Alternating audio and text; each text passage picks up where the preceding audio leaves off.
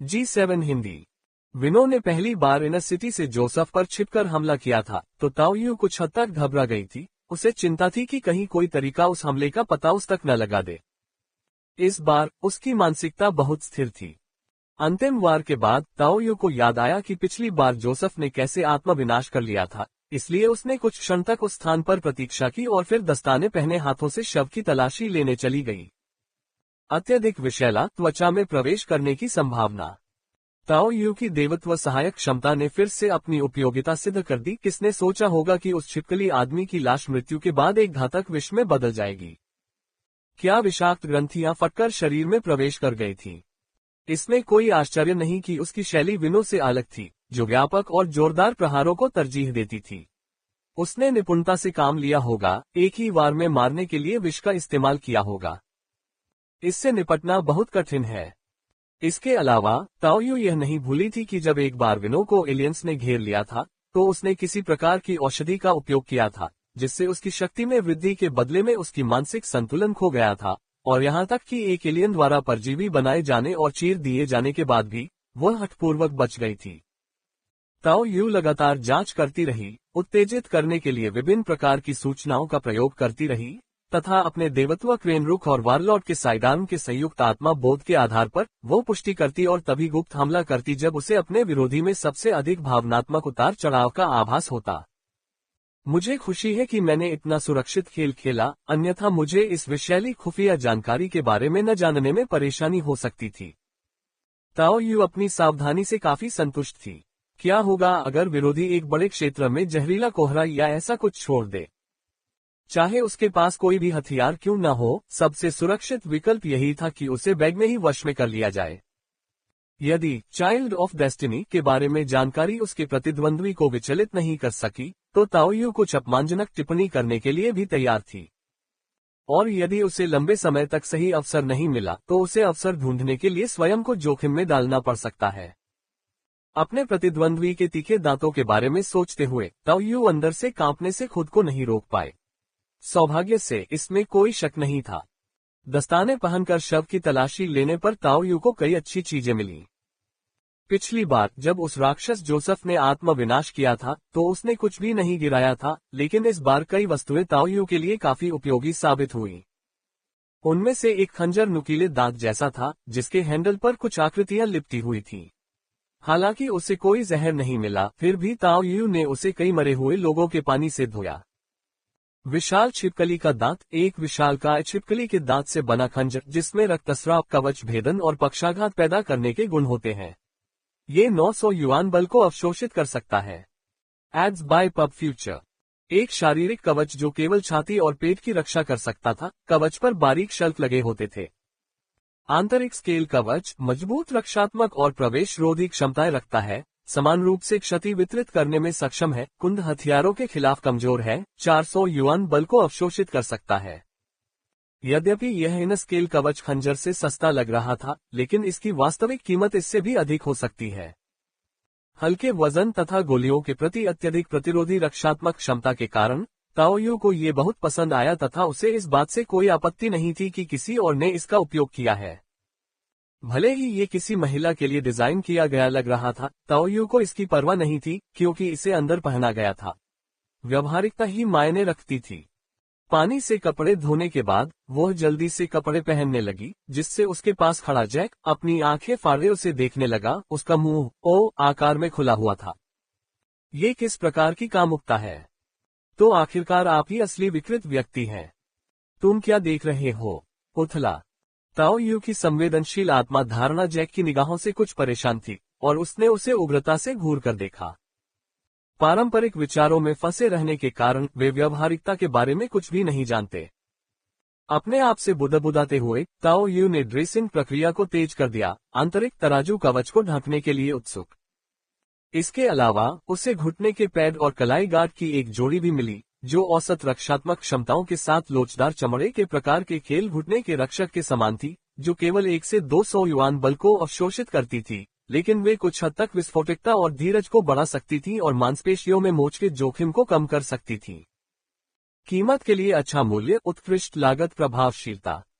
ये मेरे लिए उपयुक्त है क्योंकि ये उसी रास्ते पर चलते हैं जिस पर मैं चला हूँ। इनमें से प्रत्येक बहुत उपयुक्त है। हालांकि इन वस्तुओं में व्यक्तिगत रूप से बहुत अधिक युआन बल नहीं था, जैसे कि रक्त ऑर्किड जो 100 से भी कम को अवशोषित करता था, फिर भी उनकी उपयोगिता स्पष्ट रूप से बताई गई थी, जिससे ताओ यू को अपनी बंदूक को तोप से बदलने की अनुमति मिल गई। यद्यपि वे किसी शव से लूटे गए हैं, वे छोटे हैं और उन्हें छिपाया जा सकता है। लाभ को देखते हुए ये जोखिम उठाने लायक है। ताओ यू ने अनावश्यक चिंताओं की परवाह नहीं की। कंपनी के अपने नियम हैं, एबिस के अपने कानून हैं। भले ही एबिस में उसे जो उपकरण मिले थे वे उजागर हो गए हों, लेकिन दूसरों के लिए इसे बहाने के तौर पर इस्तेमाल करके उसके साथ खुलेआम कुछ भी करना मुश्किल होगा। कम से कम सतह पर तो ऐसा ही प्रतीत होता है। Ads by pub future. कई उपयोगी उपकरणों के अलावा ताओ यू को 7 औषधियां भी मिली और उन्होंने उन्हें अपनी कमर पर लगे बैग में रख लिया। उनमें से 6 विशेष रूप से उसके प्रत्यारोपित एलियन उत्परिवर्तन के लिए थे और आम लोगों के लिए अत्यधिक विषाक्त थे। ताओ यू ने इन 6 औषधियों से समस्त युआन बल को सीधे अवशोषित कर लिया, जिसकी कुल मात्रा लगभग 2000 थी। औषधियों को अवशोषित करते समय ताओ यू ने ये भी देखा कि इन जैसी उच्च गुणवत्ता वाली वस्तुओं को युआन बल को अवशोषित करने में अधिक समय लगता है। उन्होंने कहा, यदि भविष्य में मुझे कुछ अवशेष या ऐसी चीजें मिली तो उन्हें ग्रहण करते समय शायद मुझे प्रतिकूल प्रतिक्रिया का सामना भी करना पड़ेगा। अपने लिए बेकार की औषधियों को पीने के बाद ताओ यू ने कुछ सोचा। फिर उसने केवल एक ही बची हुई औषधि को देखा, जो कि क्यू रिप्लेनिशिंग पिल के समान थी, लेकिन संभवतः अधिक प्रभावशाली थी, एक स्टेमिना पोशन। सहन शक्ति पुनः प्राप्ति औषधि थोड़ा जहरीला, रक्तस्राव का कारण बन सकता है, सहन शक्ति को काफी हद तक बहाल करता है, तंत्रिकाओं को उत्तेजित करता है और कुछ हद तक मानसिक शक्ति को पुनः प्राप्त करता है। इन दूध या सहन शक्ति पुनर्प्राप्ति औषधियों में से केवल 3 ही थीं, और ताओ यू ने सीधे उन्हें जेब में रख लिया तथा शेष बची औषधि को फेंक दिया। आओ मेरा हाथ बटाओ और हम इन्हें जला दें। हालांकि अंधेरा हो रहा था, ताओ यू का तुरंत वहां से जाने का कोई इरादा नहीं था। इसके बजाय वो पिकअप ट्रक में वापस गया और गैसोलीन का एक छोटा बैरल लाया। कुछ बेकार टायरों के साथ उसने शवों को ढेर कर दिया और उन्हें जलाने के लिए गैसोलीन छिड़का। जैक अब तक ताओ यू के महिलाओं के इन स्केल्स कवच में बदल जाने के सदमे से उबर चुका था। क्या इससे परेशानी आएगी? CIA टास्क फोर्स के पूर्व सदस्य के रूप में जैक हालांकि नागरिकों की मदद करने के लिए तत्पर रहते थे और आमतौर पर ईमानदार थे, लेकिन शवों को ठिकाने लगाने सहित अन्य कामों में भी वे पीछे नहीं हटते थे। यदि उन्हें पता चल गया कि वह मैं था, तो निश्चित रूप से इन सिटी के लोगों की ऊर्जा और प्रभाव काफी महत्वपूर्ण होगा। ये हम हैं। जैक मुस्कुराया और ताओ यू के शब्दों को सही करते हुए आग शुरू करने की पहल की। मैं उस दांतेदार डायन द्वारा पकड़े जाने की कल्पना भी नहीं कर सकता। जैक कांप उठा और उसकी बड़ी नाक पर निशान हिल गया। ताओ यू एक पल के लिए चुप रहा, लेकिन उसने उसे सुधारा नहीं। Ads by pub future. ऐसा लग रहा था कि मादा छिपकली आदमी को वह पसंद नहीं आया था। शायद इसलिए क्योंकि वह बहुत बदसूरत था। ये सब अचानक धन प्राप्ति के बारे में है। लगभग 7000 युआन बल भंडार को महसूस करते हुए और अपने नए उपकरणों पर विचार करते हुए, जो पुराने की तुलना में बेहतर थे, ताओ यू खुद को सोचने से रोक नहीं सका। भले ही वह बंजर ज़ॉम्बी दुनिया में न आया होता और इसके बजाय घास के मैदानों और वर्षावनों में शिकार करने निकल पड़ा होता। यदि शिकार सुचारू रूप से बिना थके दिन रात न किया गया होता, तो एलियंस द्वारा घेर लिए जाने के जोखिम से लाभ की बजाय अधिक हानि होती। यह इतनी जल्दी नहीं होता। और यह बात इस बात पर विचार करते हुए कही जा रही है कि नव विकसित विकास क्षेत्र से प्राप्त कौशल अभी भी ऊंचे दामों पर बिक सकते हैं, तथा उन्हें अभी भी अपना काम पूरा करने के लिए एबिस और वास्तविक दुनिया के बीच आवागमन करना पड़ता है। फिर भी यहाँ एक छिपकली आदमी द्वारा सोने के सिक्कों का विस्फोट एक अप्रत्याशित लाभ था। काओ शाओलिन के सरदार के हथियार के मूल्य की गणना करने की तो बात ही छोड़िए। वर्तमान में वारलॉर्ड साइडार्म ताओ यू के पास सबसे मूल्यवान उपकरण बना हुआ था। कवच भेदन परिशुद्धता, ये दोनों कार्य काफी सामान्य थे, लेकिन स्टैकेबल स्पिरिट परसेप्शन अधिक शक्तिशाली विरोधियों के खिलाफ भी बहुत प्रभावी लग रहा था। ठीक उसी तरह जैसे सारस मुद्रा का देवत्वीकरण, जिसे ताओ यू ने 5 मुद्राओं में सबसे अधिक व्यावहारिक और क्षमता संपन्न माना था। हम यहाँ हैं, चलो रुकते हैं। चलो रात को कार में आराम करते हैं ताकि हम अपनी ताकत बढ़ा सकें और आराम कर सकें। रात के अंधेरे में हेडलाइट जलाकर गाड़ी चलाते हुए जैक ने गाड़ी रोक दी।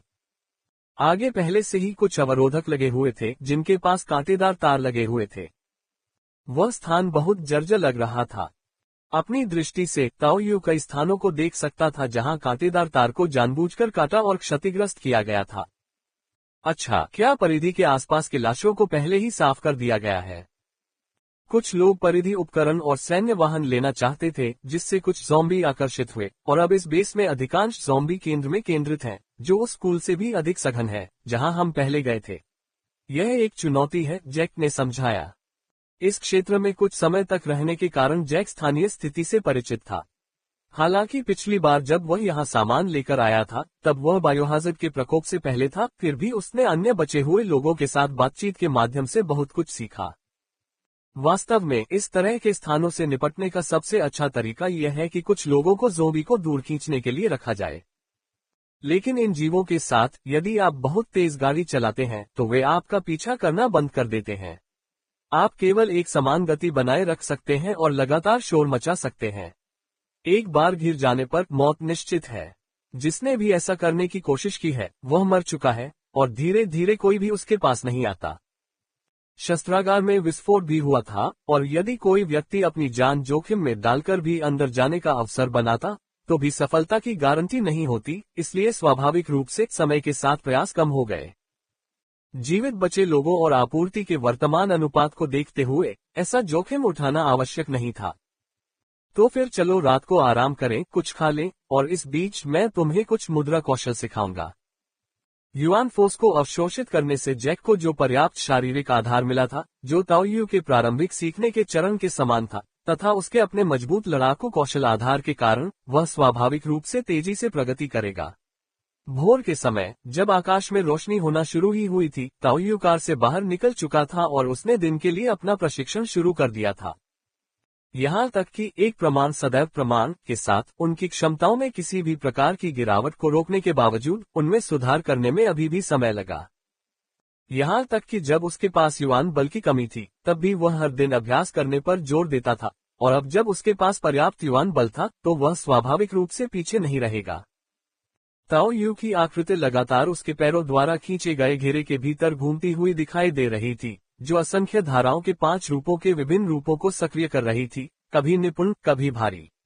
हर हरकत के साथ उसकी मांसपेशियों की कसावट सुनी जा सकती थी, जैसे धनुष की डोरी को खींचा गया हो, उसकी हड्डियां उसके क्यूई रक्त के प्रवाह के नीचे चरमरा रही हो। उसकी चाल कभी बिजली की तरह तेज होती तो कभी कछुए की तरह धीमी। फिर भी जब ताओ यू धीमी गति से चलता हुआ प्रतीत होता था, तब भी जब वह धीरे से मुक्का मारता था, उसके बाद तेज छोटे प्रहार से उसकी मांसपेशियों के संकुचन और ऐंठन से हवा में जोरदार ध्वनि उत्पन्न होती थी। एक दूसरे के साथ बातचीत करते हुए 5 रूपों का पूरा सेट पूरा करने के बाद ताओ यू ने अंततः धीरे से समाप्त किया और एक गहरी सांस ली। उच्च स्तरीय कौशल वास्तव में बहुत अधिक उपभोग करते हैं। अपने शरीर को चोट पहुंचाने के डर के बिना एक साधारण स्ट्रेच के बाद ताओ यू ने बड़े घूंटों में स्पोर्ट्स ड्रिंक की एक बोतल पीना शुरू कर दिया और फिर स्निकर्स को अपने मुंह में ठूसना शुरू कर दिया। फिर भी मांस की जरूरत है। अपने आप से बुदबुदाते हुए ताओ यू ने अभी अभी 5 रूपों को एक के रूप में हासिल किया था और इसके साथ पैसा कमाना शुरू कर दिया था। लेकिन उन्हें 2 बार कठिन शत्रुओं का सामना करना पड़ा था, और दोनों बार यह कहा जा सकता था कि वे कुछ हद तक नुकसान में थे। पहली बार काओ शाओलिन का सामना करते समय उसने अपनी विस्फोटक शक्ति से चाकू को चकनाचूर कर दिया था। दूसरी बार उसने अपने प्रतिद्वंद्वी को उसके काफी करीब आने की भी हिम्मत नहीं दिखाई। अंत में यह अभी भी दक्षता की कमी के कारण था। अगर वह 5 रूपों को एक के रूप में संशोधित LV5 तक प्राप्त कर सकता है, साथ ही अपने शरीर की क्षमता को पूरी तरह से अनलॉक कर सकता है, तो उसे नजदीकी मुकाबले में जूझने में सक्षम होना चाहिए। बंदूकें अत्यंत किफायती हैं, लेकिन दुख की बात है कि उनकी एक सीमा होती है, और गैर मानक आग्नेयास्त्र प्राप्त करना भी आसान नहीं है। ताओ यू ने उसके हाथ में रखे सरदार के हथियार पर नजर डाली। फिलहाल यह उसके लिए पर्याप्त था, लेकिन पिछले 2 मुठभेड़ों के आधार पर उसे संभावित खतरों का पूर्वानुमान लगाने और उन्हें रोकने की आवश्यकता थी। आप सचमुच बहुत जल्दी उठ गए हैं। Ads by pub future.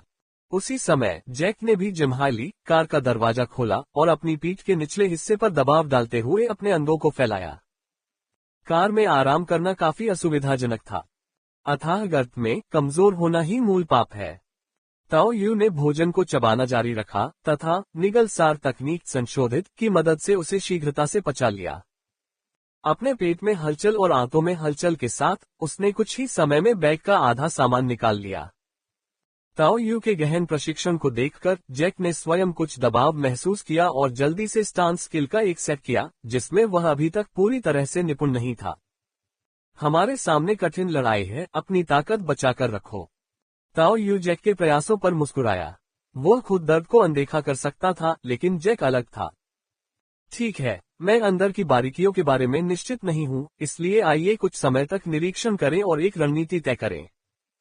Jack के गंभीर व्यवहार को देखते हुए ताओ यू को ज्यादा दबाव महसूस नहीं हुआ। चिंता मत करो, यदि यह बहुत कठिन है तो हम खोज करने की जहमत नहीं उठाएंगे। हम बस वापस लौट आएंगे और किसी मजबूत व्यक्ति को खोज लेंगे। यदि कोई अवसर हो तो निस्संदेह उसे अपने लिए सुरक्षित करना और बेचना सबसे अधिक लाभदायक होगा। लेकिन यदि कठिनाई बहुत अधिक थी तो ताओ यू किसी भी कीमत पर इसे तोड़ने के लिए तैयार नहीं था। ताओ यू जानता था कि उसके पास तीव्र क्षति, घात, छिपने की क्षमताएं बहुत मजबूत है और शक्तिशाली दुश्मनों पर विजय पाने के लिए मौके का फायदा उठाना असंभव नहीं था। जोसेफ, ली हुई काओ शाओलिन और छिपकली किरण सभी इसके उदाहरण हैं। लेकिन धीरज रखना वास्तव में एक कमजोरी थी। ली परिवार के घर पर छोटे सैनिकों का सामना करते समय ये सब युआन बल खर्च करके बनाए रखा गया था। यद्यपि यह सुविधाजनक लग रहा था, परंतु वास्तव में ये थोड़ा महंगा था और अब शक्ति बढ़ने के कारण खपत भी निश्चित रूप से अधिक हो गई थी। एक तरह से वो वास्तव में ज़ॉम्बी के झुंड द्वारा नियंत्रित किया गया था। एरिया 51 से जुड़े होने के कारण ये बेस रहस्य के घेरे में घिरा हुआ था, लेकिन असल में ये काफी साधारण दिखाई देता था। दूर से देखने पर कुछ सामान्य सैन्य बैरक और एक एयरफील्ड रनवे दिखाई देता था। Ads by pub future. परिधि की बाढ़ साधारण थी, जो पहले से ही जंग लगी हुई और धब्बेदार थी। ऐसा लग रहा था कि यह एक विस्तृत सैन्य प्रतिबंधित क्षेत्र को घेर रहा है। NOWELBIN.CO। इसके भीतर दीवारों, धातु की रेलिंग और विद्युतीकृत बाड़ों के साथ अधिक व्यापक सैन्य शिविर देखे जा सकते थे। इसके अलावा वहां एक विशाल जला हुआ क्षेत्र था, जिसमें कुछ मलबा भी था, जो संभवतः हथियार भंडारण में हुए विस्फोट का परिणाम था। दोनों ने कार को बाहर राजमार्ग पर पार्क किया तथा अपने अपने हथियार और बैग उठा लिए और कटे हुए कांटेदार तार के रास्ते बेस में प्रवेश कर गए।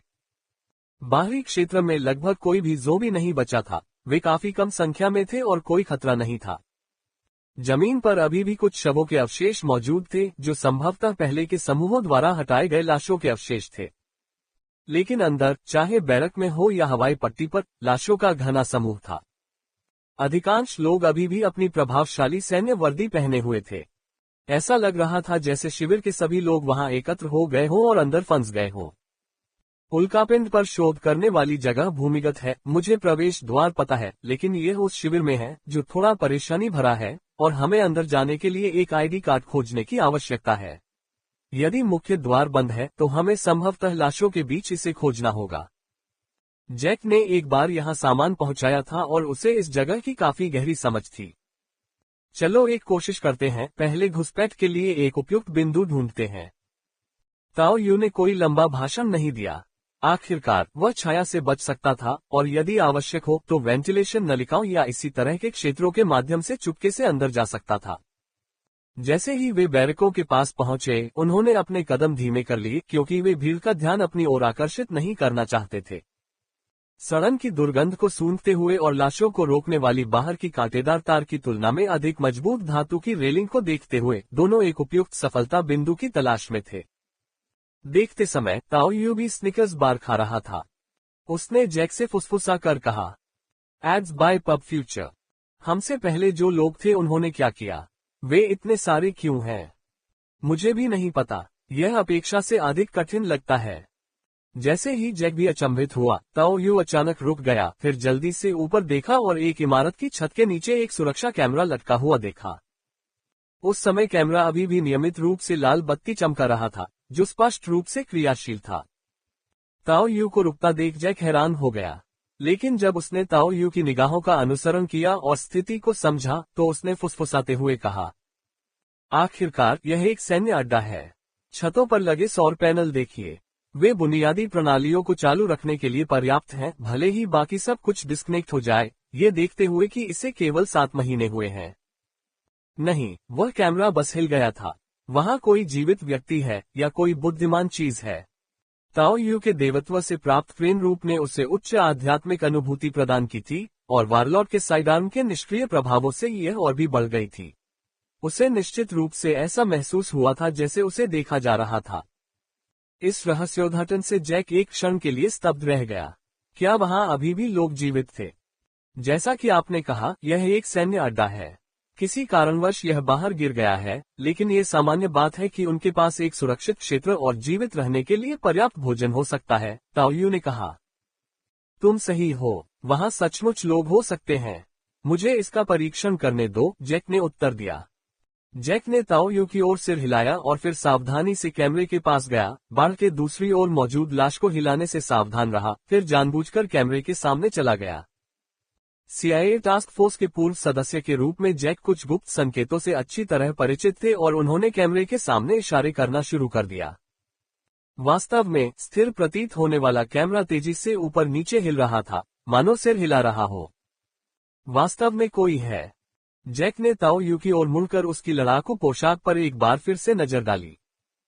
हालांकि ताओ यू ने खाना खाते समय हेलमेट नहीं पहना था, फिर भी उसकी पोशाक को आसानी से गलत समझा जा सकता था।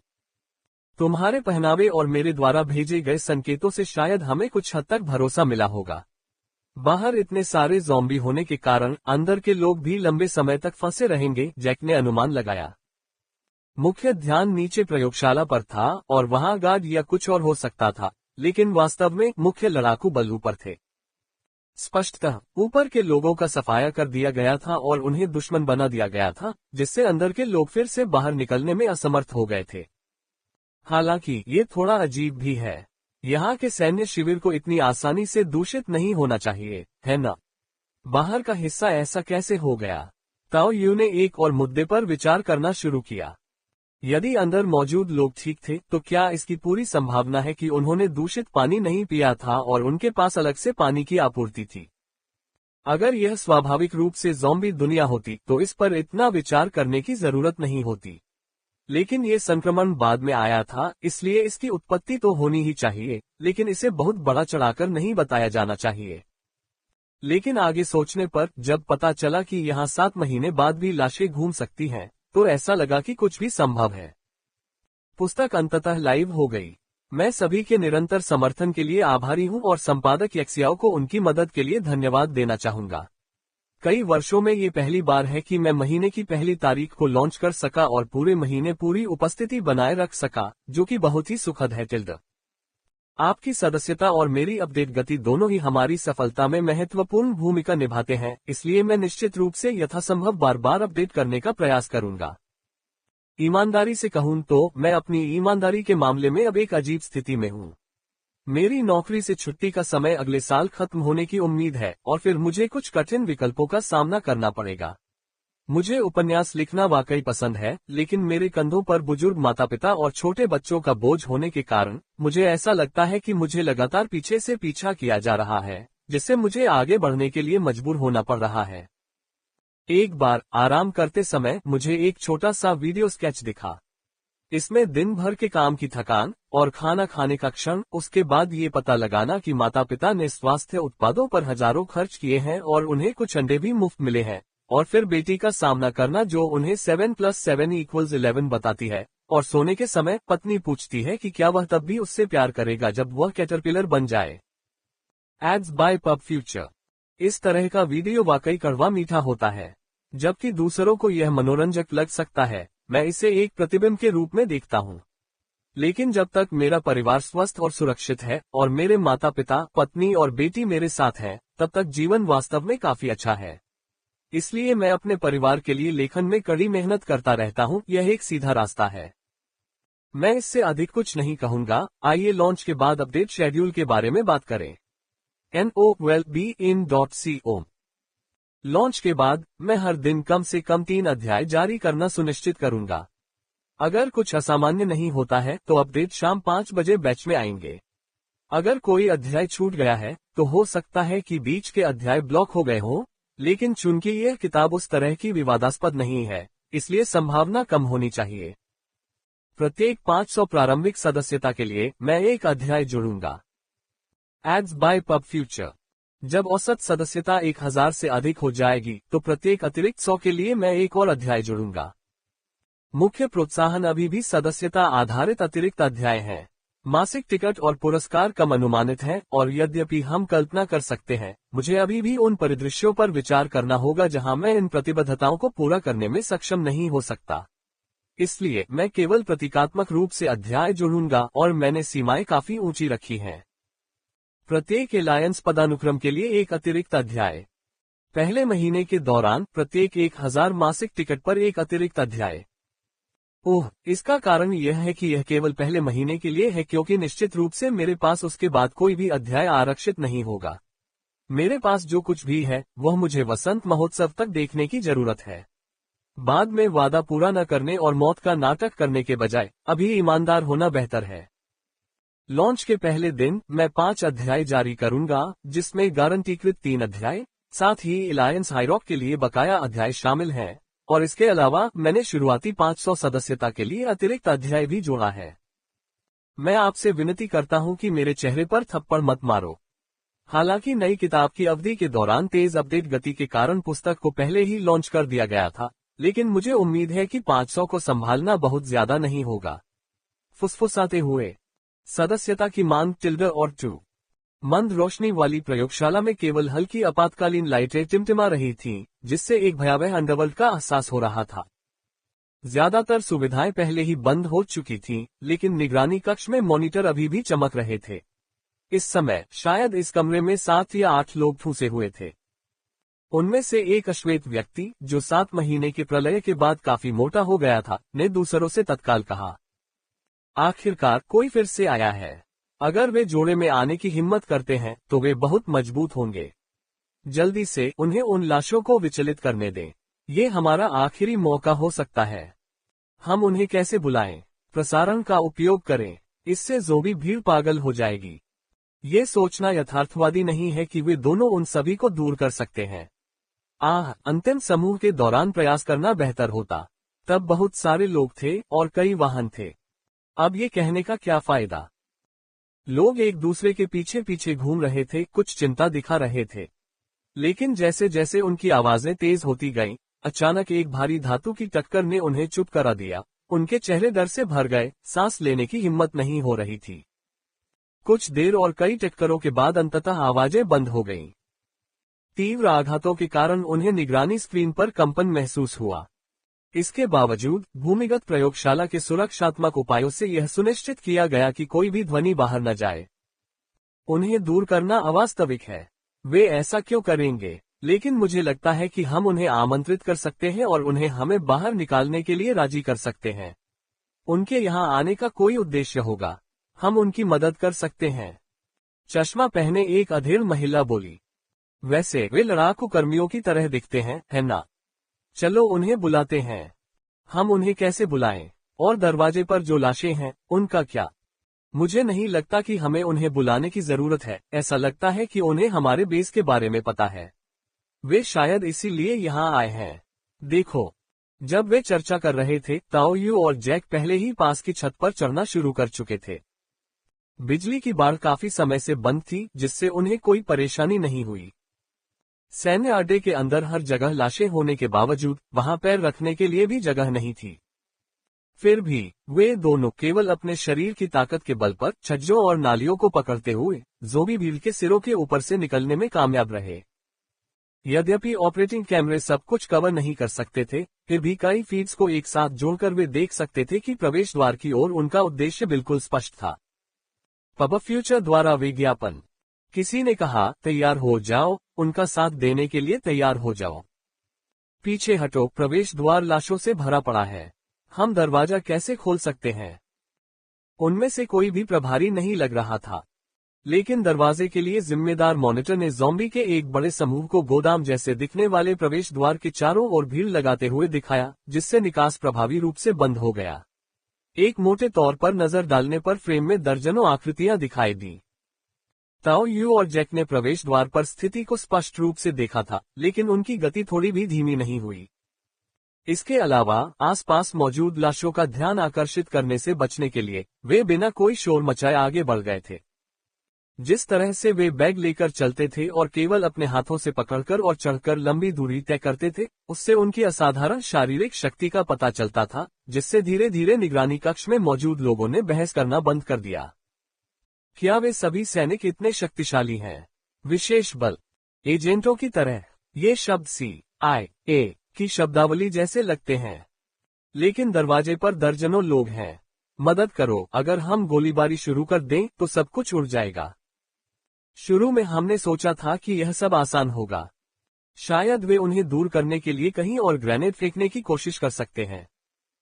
क्या तुम पागल हो? इससे सैन्य अड्डे में सभी ज़ॉम्बी जाग जाएंगे। अराजकता की कल्पना करो, ये और भी बदतर होगा। यह इससे भी बदतर नहीं हो सकता, है न? वे काफी असमंजस में थे, क्योंकि उनमें से कई लोग बाहर उनके सहकर्मी थे, जिन्होंने पहले भी कई प्रयास किए थे, लेकिन हर प्रयास से स्थिति और खराब ही होती गई। तभी प्रवेश द्वार पर लगे उनके कैमरे ने उस क्षण को कैद कर लिया जब ताओ यू और जैक दोनों जमीन पर गिरे। भूमिगत प्रयोगशाला का प्रवेश द्वार इस गोदाम के अंदर था। हालांकि उनके कई बार भागने के प्रयासों के कारण गोदाम के आसपास का क्षेत्र लाशों से भर गया था, लेकिन इन्हीं प्रयासों के कारण लाशें एक साथ इकट्ठी हो गईं, जिससे इस समूह और बाहरी सैन्य शिविर में शेष लाशों के बीच एक छोटा बफर जोन बन गया। ताओ यू और जैक लगातार छज्जों को काटकर ऊपर से ज़ॉम्बी की भीड़ को चकमा देकर एक के बाद एक इस बफर जोन में उतर गए। जैसे ही वे नीचे उतरे, दोनों ने अत्यधिक सावधानी बरती, लेकिन जब उन्हें एहसास हुआ कि उन्होंने कोई गड़बड़ी नहीं की है, तो उन्होंने राहत की सांस ली और फिर अपनी नजर आगे घेरे हुए लाशों के समूह पर डाली। जैक ने धीमी आवाज में ताओ यू से कहा, पब फ्यूचर द्वारा विज्ञापन। ये बहुत घना है, हम गैसोलीन बम का भी इस्तेमाल कर सकते हैं, लेकिन इससे जो शोर पैदा होगा उससे शिविर के अन्य हिस्सों में मौजूद ज़ॉम्बी सतर्क हो सकते हैं। ये संख्या बहुत अधिक है। अराजकता वास्तव में हमारे खिलाफ काम करेगी, और हमें नहीं पता कि इस गोदाम में विस्फोटक है या नहीं। ताओ यू ने शांति से कहा। एक बार जब लाशें अराजक होने लगीं, तो उनके लिए अब पूर्ण शांति बनाए रखना संभव नहीं था। शोर बढ़ता ही जाएगा और अधिक से अधिक ज़ॉम्बी आकर्षित होंगे। गोदाम में संभावित विस्फोटक और संभवतः अनियंत्रित आग भी समान रूप से घातक चिंताएं थीं। ताओ यू गोदाम में लगातार निगरानी कर रहा था तथा छाया से बचने के लिए कोई उपयुक्त खिड़की ढूंढने की कोशिश कर रहा था, ताकि वह अंदर घुस सके। ये दूरी अभी भी उनकी शारीरिक क्षमता की सीमा के भीतर थी। अब समस्या ये थी कि एक सच्चे पूर्व CIA ऑपरेटिव के रूप में जैक निश्चित रूप से अंदरूनी लोगों के साथ अधिक सहजता से संवाद कर सकेगा, लेकिन अगर वह अकेले गया और बाद में दरवाजा नहीं खोल सका तो उसे परेशानी होगी। छाया उगाहना पहले से ही अलौकिकता की सीमा पर था। इससे उत्पन्न दृश्य आघात से डर महसूस होना सामान्य बात थी। बाहर उनके बीच संचार का कोई माध्यम न होने के कारण ये सचमुच थोड़ी परेशानी वाली बात थी। मुख्य प्रवेश द्वार पर लगभग 50 लोग थे, लेकिन दूरी के कारण दोनों ओर से लाशें आ सकती थीं। यदि हम केवल नजदीकी युद्ध पर निर्भर रहें तो क्या आप इसे शारीरिक रूप से संभाल सकते हैं? ताओ यू ने गंभीर स्वर में पूछा। साफ शब्दों में कहें तो ऐसा लग रहा था जैसे दर्जनों स्वरों को यहाँ वध के लिए रखा गया हो। ये शारीरिक रूप से काफी मेहनत वाला काम था। व्यक्तिगत रूप से ज़ॉम्बी ताओ यू या जैक के लिए कोई खतरा नहीं थे, और 2 या 3 के समूह में वे कोई बड़ी समस्या नहीं थे। लेकिन प्रत्येक हमले और वार की ताकत, स्थिति दर्जनों बार दोहराव किसी को भी थका सकता है। ऐसी तीव्रता वाले अवायवीय परिश्रम की अपनी मानवीय सीमाएं होती हैं। एक प्रमाण हमेशा के लिए प्रमाण के साथ भी ताओ यू ये सुनिश्चित कर सकता था कि उसकी आक्रमण शक्ति स्थिर बनी रहे, लेकिन ऊर्जा व्यय बहुत वास्तविक था। जैक, उसके बगल में बैठे मुगल का तो जिक्र ही न करें। पब फ्यूचर द्वारा विज्ञापन। जब तक हम मुख्य भीड़ को सचेत नहीं कर देते तब तक उनमें से आधे आधे को संभालना कोई समस्या नहीं होगी। हमें बस शोर के बारे में सावधान रहने की जरूरत है। मुझे इस बात की चिंता है कि बाद में जब हमारी ताकत कम हो जाएगी तो हम इसे जारी नहीं रख पाएंगे। जैक ने भी अनुमान लगाया और अपनी भुजाओं को मोड़ना शुरू कर दिया, जो चढ़ाई के कारण अकड़ने लगी थी। ठीक है, चलो कोशिश करते हैं। अगर यह काम नहीं करता है तो हम सीधे छत पर चले जाएंगे। सुरक्षा पहले। मैं बाईं ओर जाऊं, आप दाहिनी ओर जाएं। जरूर, मैं अपना काम पूरा करने के बाद आकर आपकी मदद करूंगा। अरे, हो सकता है मैं ही तुम्हारी मदद करूं। अंत में जैक ने एक मजेदार टिप्पणी की, क्योंकि उसकी प्रतिस्पर्धी प्रवृत्ति बढ़ गई थी। दूसरे पक्ष को मदद देने की बात तो छोड़ ही दीजिए, कम से कम वह गंदगी साफ करने वाला नहीं बनना चाहता था। एक दूसरे को देखने के बाद दोनों चुपचाप अपने अपने रास्ते चले गए। ज़ोंबी मुख्य रूप से दूर से सुनने पर निर्भर रहते हैं, लेकिन जब शिकार काफी करीब आ जाता है तो उनकी गंध की शक्ति धुंधली दृष्टि के साथ मिलकर तेजी से लक्ष्य पर ध्यान केंद्रित कर सकती है। जल्द ही सबसे परिधीय ज़ोंबी ने उन पर ध्यान दिया और जोड़ी की ओर झपटे। हालांकि उन्होंने कोई तीखी आवाज नहीं निकाली, लेकिन उनकी हरकतों से स्वाभाविक रूप से आसपास के ज़ोंबी उत्तेजित हो गए और डोमिनोज की तरह वे उनकी ओर लगातार बढ़ने लगे। सौभाग्य से ये हंगामा उस सीमा तक नहीं पहुंचा जो अलगाव बैंड के बाहर मौजूद ज़ोंबी के बहुत बड़े समूह को प्रभावित करता। बेस के अंदर मौजूद कर्मियों ने लाशों की हरकतें देखकर चिंता से अपने दिल की धड़कनें तेज कर लीं। अरे, क्या ये दोनों पागल हैं? इतनी लापरवाही से काम कर रहे हैं। हालांकि जो राक्षस उनकी नजर में क्रूर थे और जिन्होंने अनगिनत भयानक लाशों को मार डाला था, उन दो आदमियों के सामने वह बिजुका की तरह नाजुक लग रहा था। हाथ के प्रत्येक उठाव और ब्लेड के गिरने के साथ उन्होंने आसानी से एक ज़ोंबी को नीचे गिरा दिया, और ऐसा लग रहा था कि वे उस स्थान को भी नियंत्रित कर रहे थे जहां पर लाशें गिरती थीं। सबसे पहले उन्होंने जो ज़ोंबी मारा, उसे जमीन पर गिरने से रोकने के लिए उन्होंने अपना हाथ आगे बढ़ाया, जिससे उसके जमीन पर गिरने की आवाज कम हो गई। और उसके बाद लाशों को एक चक्र में नीचे गिराया गया। उनके शरीर के हिस्से अपरिहार्य रूप से अन्य लाशों पर गिरे, जैसे आकाश में तारे बिखर रहे हों। इस प्रकार गोदाम के आसपास की ज़ोंबी भीड़ का सबसे घना हिस्सा धीरे धीरे साफ हो गया। इससे स्थिति पर नजर रखने वाले लोग पूरी तरह से अचंभित रह गए। इस दुनिया का क्या हुआ? हम 7 महीने से बंद हैं। क्या ये कोई धरती आसमान का बदलाव है? विकास हमें अपने साथ क्यों नहीं ले जाता? 37। मेरे पास 38 हैं। मैं जीत गया। पश झूठे, मुझे गिनने दो। जैसे ही दोनों ने लाशों को साफ करना समाप्त किया और सांस लेने लगे, फैक्ट्री का छोटा लोहे का दरवाजा अंदर से खोला गया और फिर एक मोटा काला आदमी सावधानी से अपना सिर बाहर निकालकर लगातार उन दो लोगों की ओर हाथ हिलाता रहा। जल्दी आओ, जल्दी आओ। ताओ यू और जैक ने अभी लाशों को हटाना समाप्त ही किया था कि तभी एक मोटा आदमी प्रकट हुआ। ये स्पष्ट था कि वह पूरे समय उन पर नजर रख रहा था। जैसे ही वे अंदर दाखिल हुए, मोटे आदमी ने उनके पीछे का छोटा दरवाजा भी धीरे से बंद कर दिया, इस बात का ध्यान रखते हुए कि कोई आवाज न हो जिससे दूर से ही लाशें आकर्षित हो जाएं। नमस्ते, मेरा नाम जैम है। मैं लैब में एक सामान्य सुरक्षा गार्ड हूँ, आमतौर पर प्रवेश नियंत्रण जैसी चीजों का प्रभारी हूँ। फैक्ट्री के अंदर का हिस्सा काफी साधारण दिखाई देता था, लेकिन आप देख सकते थे कि इसका उपयोग खाद्य आपूर्ति को संग्रहित करने के लिए किया जाता था। बड़ी मात्रा में सुंदर व्यक्तिगत रूप से पैक किए गए राशन और डिब्बाबंद सामान अलमारियों में भरे हुए थे। यह कोई आश्चर्य नहीं है कि यह मोटा आदमी इतना अच्छा खाया हुआ था। कम से कम उन्हें खाने पीने की चिंता तो नहीं करनी पड़ती थी। अंदर हालात कैसे हैं? कितने लोग बचे हैं? क्या वहां कोई संक्रमण फैल गया है? ताओ यू ने पूछा। Ads by pub future. अब 7 लोग बचे हैं। पहले और भी लोग थे, लेकिन जो लोग भागने की कोशिश कर रहे थे वे लाश बन गए हैं जिन्हें तुम दोनों ने बाहर मार डाला।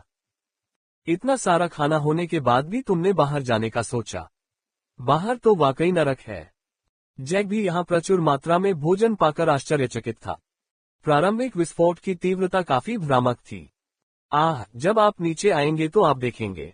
मैं सिर्फ एक सुरक्षा गार्ड हूँ, मुझे नहीं पता कि आपको कैसे समझाऊं। वैसे भी इस समय आप जिस भी काम के लिए यहाँ आए हैं, हम आपकी हर मांग पर आपका सहयोग करेंगे। हम बहुत पहले ही उच्च स्तर से संपर्क हो चुके हैं। काले आदमी जैम ने आह भरते हुए स्थिति को स्वीकार कर लिया। ये सुनकर ताओ यू की भौहें थोड़ी सिकुड़ गईं। इतना हताश व्यक्ति बाहर निकलने पर आमादा था। नीचे प्रयोगशाला में अवश्य ही कुछ असामान्य घटित हुआ होगा। प्रयोगशाला का प्रवेश द्वार फोकलिफ्ट गैराज के समानांतर था। पूरा गैराज प्रयोगात्मक उपकरणों के सुविधाजनक परिवहन के लिए एक लिफ्ट था। ये बहुत विशाल था। हालांकि जैसे ही लिफ्ट नीचे उतरी, उन्हें निराशा का एहसास हुआ। आपातकालीन लाइटों की मंद रोशनी से अंडरवर्ल्ड का आभास हो रहा था और कई लोग पहले से ही लिफ्ट के दरवाजे पर इंतजार कर रहे थे। जब लिफ्ट के दरवाजे खुले तो ताओ यू की रीढ़ में एक ठंडी सी दौड़ गई। उसकी आत्मिक अनुभूति उसे यहाँ खतरे के बारे में चेतावनी दे रही थी। इसने बुलेट टाइम को भी सक्रिय कर दिया, जिससे वह अपनी बंदूक तक पहुंचने की तैयारी करते हुए शैडो इवेजन का उपयोग करने के लिए लगभग तैयार हो गया। लेकिन फिर उन्हें एहसास हुआ कि खतरा उनका स्वागत करने आ रहे समूह से नहीं था। Ads by pub future. उसने अपनी बंदूक की ओर हाथ बढ़ाना बंद कर दिया। बचे हुए लोग इस बात से अनभिज्ञ थे कि वे मंद प्रकाश के कारण गोली से बच गए थे। वे एक साथ पास आए और बातचीत करने लगे। आप लोग बहुत मजबूत हैं। शश चुप रहो, हमें अपनी आवाज कम रखनी होगी, अन्यथा हम इसे जगा देंगे। क्या आप हमें बाहर निकालने का कोई रास्ता खोज सकते हैं? आप जो भी चाहेंगे हम ले लेंगे।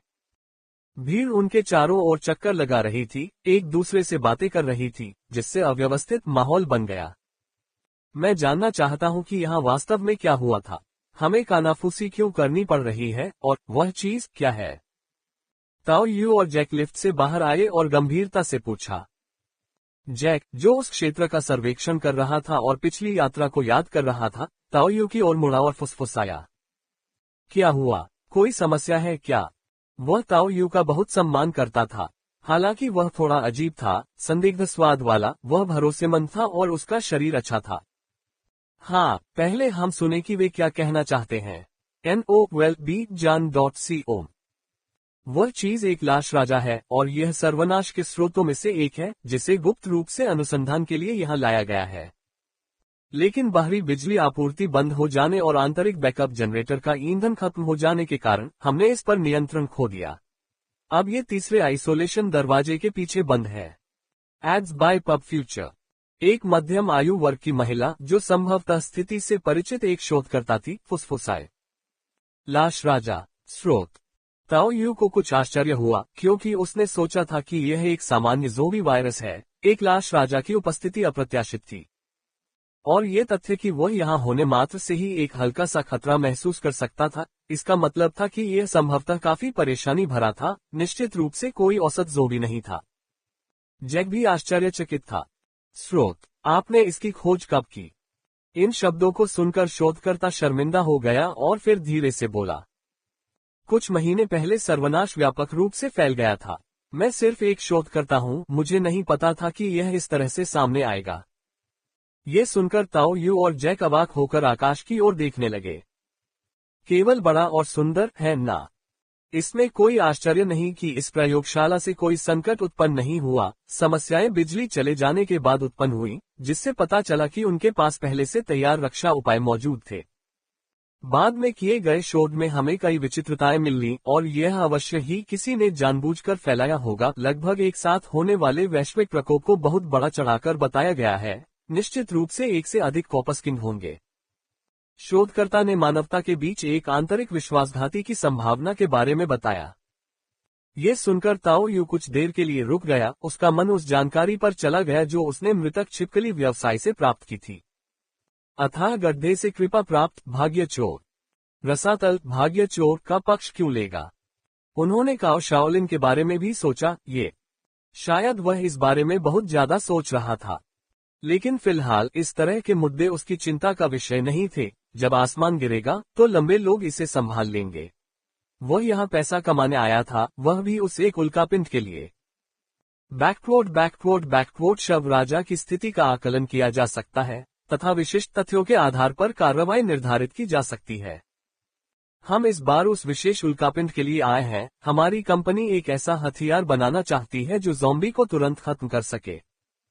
ताओ यू ने पहले किसी चीज पर अपना हाथ डालने की योजना बनाए। इतना समय बिताने के बाद कम से कम कुछ लाभ तो होना ही चाहिए, है ना? लेकिन ताओ यू ने जो कहा उससे सुनने के बाद बाकी लोगों के चेहरे पर भाव थोड़े अजीब थे। उसके बारे में, उल्कापिंड तीसरे अलगाव द्वार के पीछे स्थित है। अगर हमारे पास वह चीज होती तो हम उसे पहले ही एक टुकड़े से उड़ा देते। ये सुनकर ताओ यू कुछ देर रुका, फिर गहरी आवाज में बोला। लाश राजा ने पहले ही चलना शुरू कर दिया है, लेकिन इससे उल्कापिंड तो नहीं टूटा, है ना? यदि वह चीज सचमुच फट गई तो क्या मैं सीधे स्वर्ग में नहीं चला जाऊंगा? नहीं, इसका अच्छे से ख्याल रखा गया है और इसके लिए एक विशेष शॉक प्रूफ बॉक्स बनाया गया है। सामान्य हैंडलिंग से कोई समस्या नहीं होगी, साथ ही कॉर्प्स किंग अपने आप ज्यादा हिलता डुलता नहीं है, जब तक कि इसे बाहर से कोई परेशान न करे। ये सुनने के बाद ताओ यू ने एक पल के लिए सोचा। अब वह वापस जाकर सिर्फ मिशन पूरा होने की रिपोर्ट दे सकता था क्योंकि प्राप्त जानकारी निश्चित रूप से पर्याप्त थी, लेकिन वह अभी भी खुद इसे आजमाना चाहता था। अपनी ताकत बढ़ने के साथ युआन फोर्स की बढ़ती लागत के अलावा ताओ यू जो अगला कदम शुरू करना चाहता था, जो कि कुछ कौशलों की द्वितीयक वृद्धि थी, वह भी एक पैसे का गड्ढा था। मूलभूत श्वास तकनीक संशोधित की द्वितीयक खपत लगभग 30,000 युआन बल थी, बुलेट टाइम लाखों में थी, 5 रुपये के रूप में 2 लाख में थी। इतनी कमी के साथ वह केवल एक बड़ा काम ही कर सकता था। NOWELLBEIN.CO मुझे वहां ले चलो और निरीक्षण करो, मैं देखूंगा कि क्या मैं उस लाश राजा से निपट सकता हूं। ताओ यू के शब्दों से समूह के चेहरे बदल गए और फिर उन्होंने गंभीरता से उसे रोकने की कोशिश की। कृपया ऐसा न करें, क्या आप देख सकते हैं कि हमारे यहाँ इतने कम लोग क्यों हैं, और क्यों कोई लड़ाकू स्टाफ ही नहीं है। बाद में जो लोग टूटकर भागे, उनमें से अधिकांश उस चीज के उत्पात में मारे गए। आग्नेयास्त्रों का इस पर सीमित प्रभाव होता है। क्या सिर पर गोली मारना भी बेकार है? Ads by pub future. शायद बेकार, मुझे याद है कि इसकी खोपड़ी बहुत सख्त है, शायद थोड़ी सी, लेकिन इसके लिए बहुत सारे शॉट्स की आवश्यकता होती है। शोध से प्राप्त कुछ आंकड़ों को याद करते हुए शोधकर्ता ने अनिश्चितता से कहा और फिर जोड़ा। हमने कभी किसी और को इससे लड़ते नहीं देखा। यह क्षेत्र एक वर्गीकृत क्षेत्र है जिसमें एक अलग निगरानी कक्ष है। हम केवल बहुत सारी गोलियों की आवाज सुन सकते थे, फिर सभी मर गए, और उसके बाद हमने अलगाव का दरवाजा बंद कर दिया। ऐसा कहते हुए उसकी निगाहें कुछ विचलित लग रही थीं। शायद वहां ऐसे लोग थे जो अभी मरे नहीं थे, लेकिन उन्होंने समय से पहले ही दूसरों की जीवन रेखा काट दी थी। क्या आसपास कोई वेंटिलेशन डक्ट है? ताओ यू भी भागने के रास्ते पर विचार कर रहा था। हाँ, लेकिन चिंता मत करो, ये वहां से नहीं गुजर सकता। पहले मुझे इसे दिखाने ले चलो, मैं स्थिति के आधार पर निर्णय लूंगा। ठीक है। शोधकर्ता कुछ हद तक असहाय था और फिर चुपचाप नंगे पैर एक दिशा में चला गया। इस बीच ताओ यू ने जैक से कहा, मेरे लिए एक नजर डालना ही काफी है, आप जानते हैं, मेरे पास कुछ विशेष योग्यताएं हैं। ताओ यू के शब्दों ने जैक को सिर हिलाने पर मजबूर कर दिया। उसने कई बार पूछा था कि ताओ यू काओ शाओलिन के कमरे में कैसे आया, और हालांकि उसे कोई जवाब नहीं मिला था, अब उसे आश्चर्य हुआ कि क्या वेंटिलेशन डक्ट से बाहर निकलने का कोई रास्ता हो सकता है। वेंटिलेशन डक्ट के आकार को ध्यान से देखने के बाद ताओ यू को भी अधिक आश्वस्त महसूस हुआ। मैं अंदर जाकर देखने की कोशिश करूंगा, अगर यह काम नहीं करता है तो मैं बाहर निकल जाऊंगा।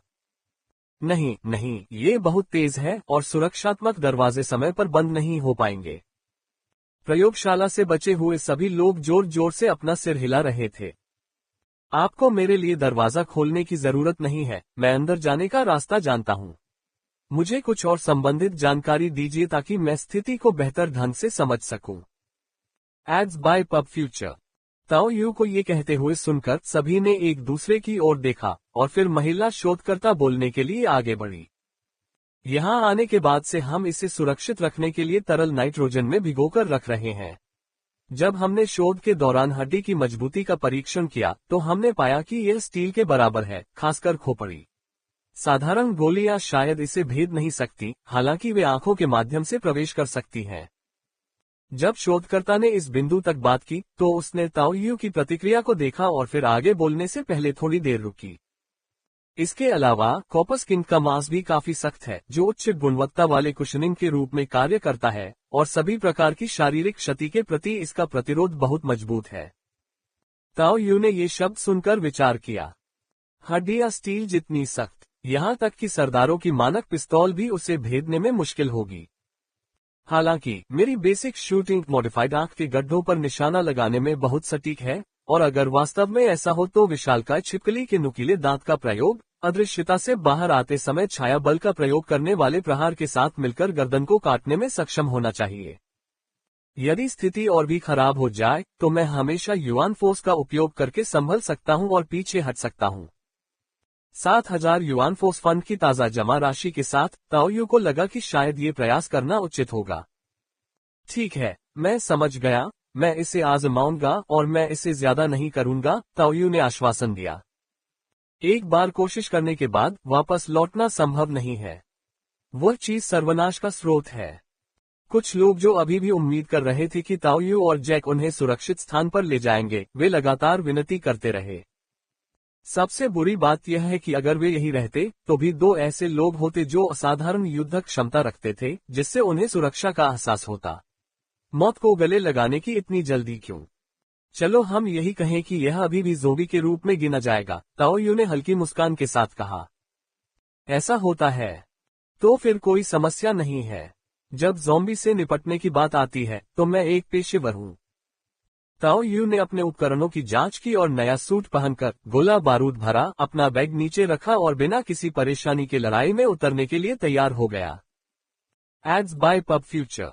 इसके अलावा उसने 2 क्यूई पुनर्पूर्ति गोलियां निकाली और उन्हें अपने मुंह में रख लिया। यदि मैं पुनर्प्राप्ति के लिए युआन बल का उपयोग करने से बच सकता हूं तो मैं ऐसा करूंगा। ये लागत प्रभावी नहीं है। डरो मत, यह मेरी विशेष क्षमता है, ताओयू ने उन्हें आश्वस्त किया। उसने उन्हें याद दिलाया कि वे सदमे में चिल्लाए नहीं, और अगले ही पल ताओयू धुंधली प्रयोगशाला की छाया में गायब हो गया, मानो वह पानी के स्पर्श से जल रंग की पेंटिंग में फैल रहा धुआं हो और सबकी नजरों से ओझल हो गया। ये सुनकर सभी लोग आश्चर्य से चिल्ला उठे। निश्चय ही विकास ने हमें पीछे छोड़ दिया है। लेकिन अगर वह ऐसा है तो शायद वह सचमुच इस समस्या का समाधान कर सकता है। ताओयू खंडित छायाओं की दुनिया से सीधे वेंटिलेशन नली में चला गया। उसकी गति बढ़ने के साथ ही उसके चारों ओर के प्रतिबिंब तेजी से पीछे हटने लगे। भारी मात्रा में सहनशक्ति की खपत और क्यूई पुनःपूर्ति गोलियों को चबाने और अवशोषित करने के साथ अगले ही पल वह वेंटिलेशन नली के माध्यम से धातु के दरवाजे के दूसरी तरफ था। काओ शाओलिन अपनी उच्च आध्यात्मिक अनुभूति के साथ अपनी सामान्य स्थिति से अवगत था, लेकिन एकमात्र ज़ोंबी। जब ताओयू वेंटिलेशन डक्ट से बाहर निकला और उसने नुकीले दांत, नुकीले कवच, सीधी भुजाएं और आधिकारिक किंग राजवंश की पोशाक पहने हुए उस आकृति को देखा जो अपना सिर घुमाने लगी थी, तो वह भी अपनी मां को कोसने के करीब था। क्या वह परीक्षण विषय नहीं है? इन कपड़ों में क्या है? क्या ये कैप्चर में शामिल था या यह आपका बीमार हास्य है? क्या ज़ॉम्बी? क्या लाश राजा? क्या आपने कभी कोई ज़ॉम्बी फिल्म नहीं देखी है? यह ज़ॉम्बी क्यों है? यह अंकल जी का क्षेत्र है। अच्छे उपाय के लिए सिर्फ अर्थस को ही क्यों न सामने लाया जाए? प्रयोगशाला कर्मियों की सूखी लाशों से अटी जगह को देखकर ताओयू का दिल घबराहट से कांप उठा। यह एक ज़ोंबी था जो पहले से ही मानव रक्त पर पल रहा था।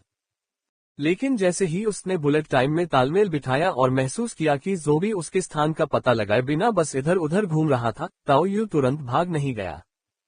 शैडो इवेजन कोई गंध नहीं छोड़ता। क्या ये जीवन शक्ति का पता लगा रहा है? अब जब मैं यहाँ हूँ तो एक बार कोशिश करके देखूं। बकवास।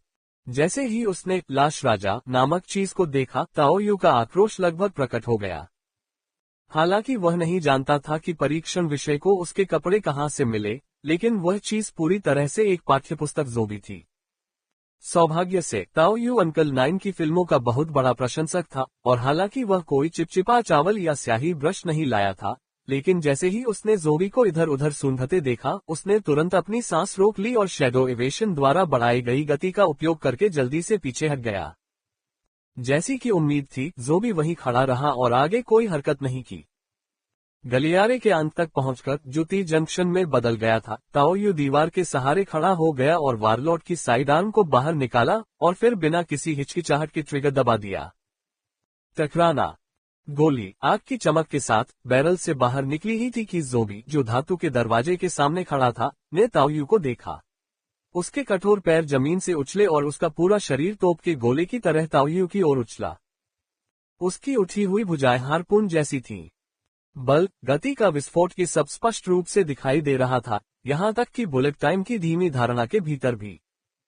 यद्यपि यह गोली जितना तेज नहीं था, फिर भी यह काओ शाओलिन और स्केल्ड किरिन दोनों से तेज था। बुलेट टाइम के दौरान प्रयुक्त त्वरण के साथ विस्फोटित बल के कारण ताओयू ने ज़ोंबी के प्रक्षेप पथ का अनुमान लगा लिया और लगातार ट्रिगर खींचते हुए साइड स्टेपिंग करना शुरू कर दिया। उसने गोलियां चलाईं जो उड़ते समय हवा को विकृत कर रही थीं, और एक के बाद एक करके लड़खड़ाते हुए ज़ोंबी पर चलाईं। और उसका मुख्य लक्ष्य उसकी आंखें थीं। थवेक्टिल्ड। यहाँ तक कि एक ज़ोंबी की आंखें भी ताओयू के सरदार के साइड आर्म के प्रभाव का सामना नहीं कर सकती थीं। बेसिक शूटिंग मॉडिफाइड द्वारा संशोधित प्रक्षेप पथ के साथ ताओ यू के सभी शॉट अपने निशाने पर लगे। उनमें अंतर्निहित मानसिक आघात भी था। 1.05 लाख बोनस पाने के लिए आपके पास 2 फ्री स्पिन है। 1.05 लाख बोनस पाने के लिए आपके पास 2 फ्री स्पिन है। परिमैच पब फ्यूचर द्वारा विज्ञापन सिद्धांततः यह एक उत्तम शुरुआत होनी चाहिए थी, लेकिन ताओ यू अभी भी बुलेट टाइम के बीच में था। उसके दिल में डूबने जैसा एहसास हो रहा था। उनके बेसिक शूटिंग मॉडिफाइड के साथ आए मानसिक हमले ने पहली बार थोड़ा सा भी प्रभाव नहीं दिखाया था। सिर्फ मानसिक आघात ही नहीं, जिस ज़ोंबी की आंख में गोली लगी थी वह भी अप्रभावित लग रहा था। उसके चेहरे पर पहले की तरह ही अकड़न और बदलाव नहीं था। आने वाली आकृति जरा भी विचलित नहीं हुई। ऐसा लग रहा था जैसे उसकी आंखों में गोली नहीं बल्कि मच्छर घुस गए हों। सौभाग्य से ताओ यू पहले से ही बच रहा था। हालांकि ज़ोंबी में असाधारण शक्ति थी, लेकिन उसका प्रक्षेप पथ काफी अनुमानित था। हालांकि ताओ यू की गोलियां अप्रभावी थीं, लेकिन उसने पहले ही ज़ोंबी के हमले को टाल दिया था। ज़ोंबी की भुजाएं स्टील के कांटे की तरह सामने की धातु रंग की दीवार से जोर से टकराईं। धातु को चीरती हुई पीछे की प्रबलित कंक्रीट में गहराई तक धंस गईं। The violent impact made Tao Yu feel the vibration beneath his feet, and seeing the arms stuck deep past the wrists in the concrete, he discarded any thought of using his force to strike the zombie and once again held his breath to slip into the shadows. A body of steel. Do you think you're Superman? Slipping into the shadows again, Tao Yu didn't choose to retreat but instead pushed his double concealment skills to the limit, moving continuously around the area and constantly draining his physical and mental strength. The shadow force around him grew denser as the skills reached their limits. He even began to consume Yuan force to recover and replenish himself. NOWELB-JUN.com. Ambush modified, a skill inherited from the alien, didn't cost as much as concealment to enhance, but it did harness the shadow force emitted while enacting shadow evasion. This time, I want to see where the limit lies. The last time Tao Yu activated Ambush Modified was against Cao Shaolin, but that time he didn't push it to the limit. Cao Shaolin sensed him and managed to break the knife, which was a rather embarrassing debut. Pub Future Dwara Vigyapan. But the failure wasn't just because the shadow force wasn't enough. Cao Shaolin's anticipation of the danger and his use of an elbow to catch the strike from the side were critical factors. Otherwise, a hit would have been lethal. I refuse to believe that a zombie, straightforward as it is, could do the same. Die for me.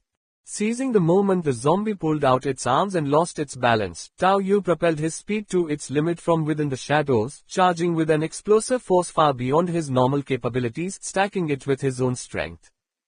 His force was born from chi blood, spiraling from the soles of his feet to his groin, then up his spine, before culminating in a seamless flow from his waist, back, shoulders, and wrist. The highest form of explosive power from the myriad stream's 5 forms, the tiger shape, was perfectly executed. Pop pop pop tilde. Sounds like snapping bowstrings kept erupting from Tao Yu's body. Since his physical fitness surpassed the human limit, this was another instance where his body neared total collapse.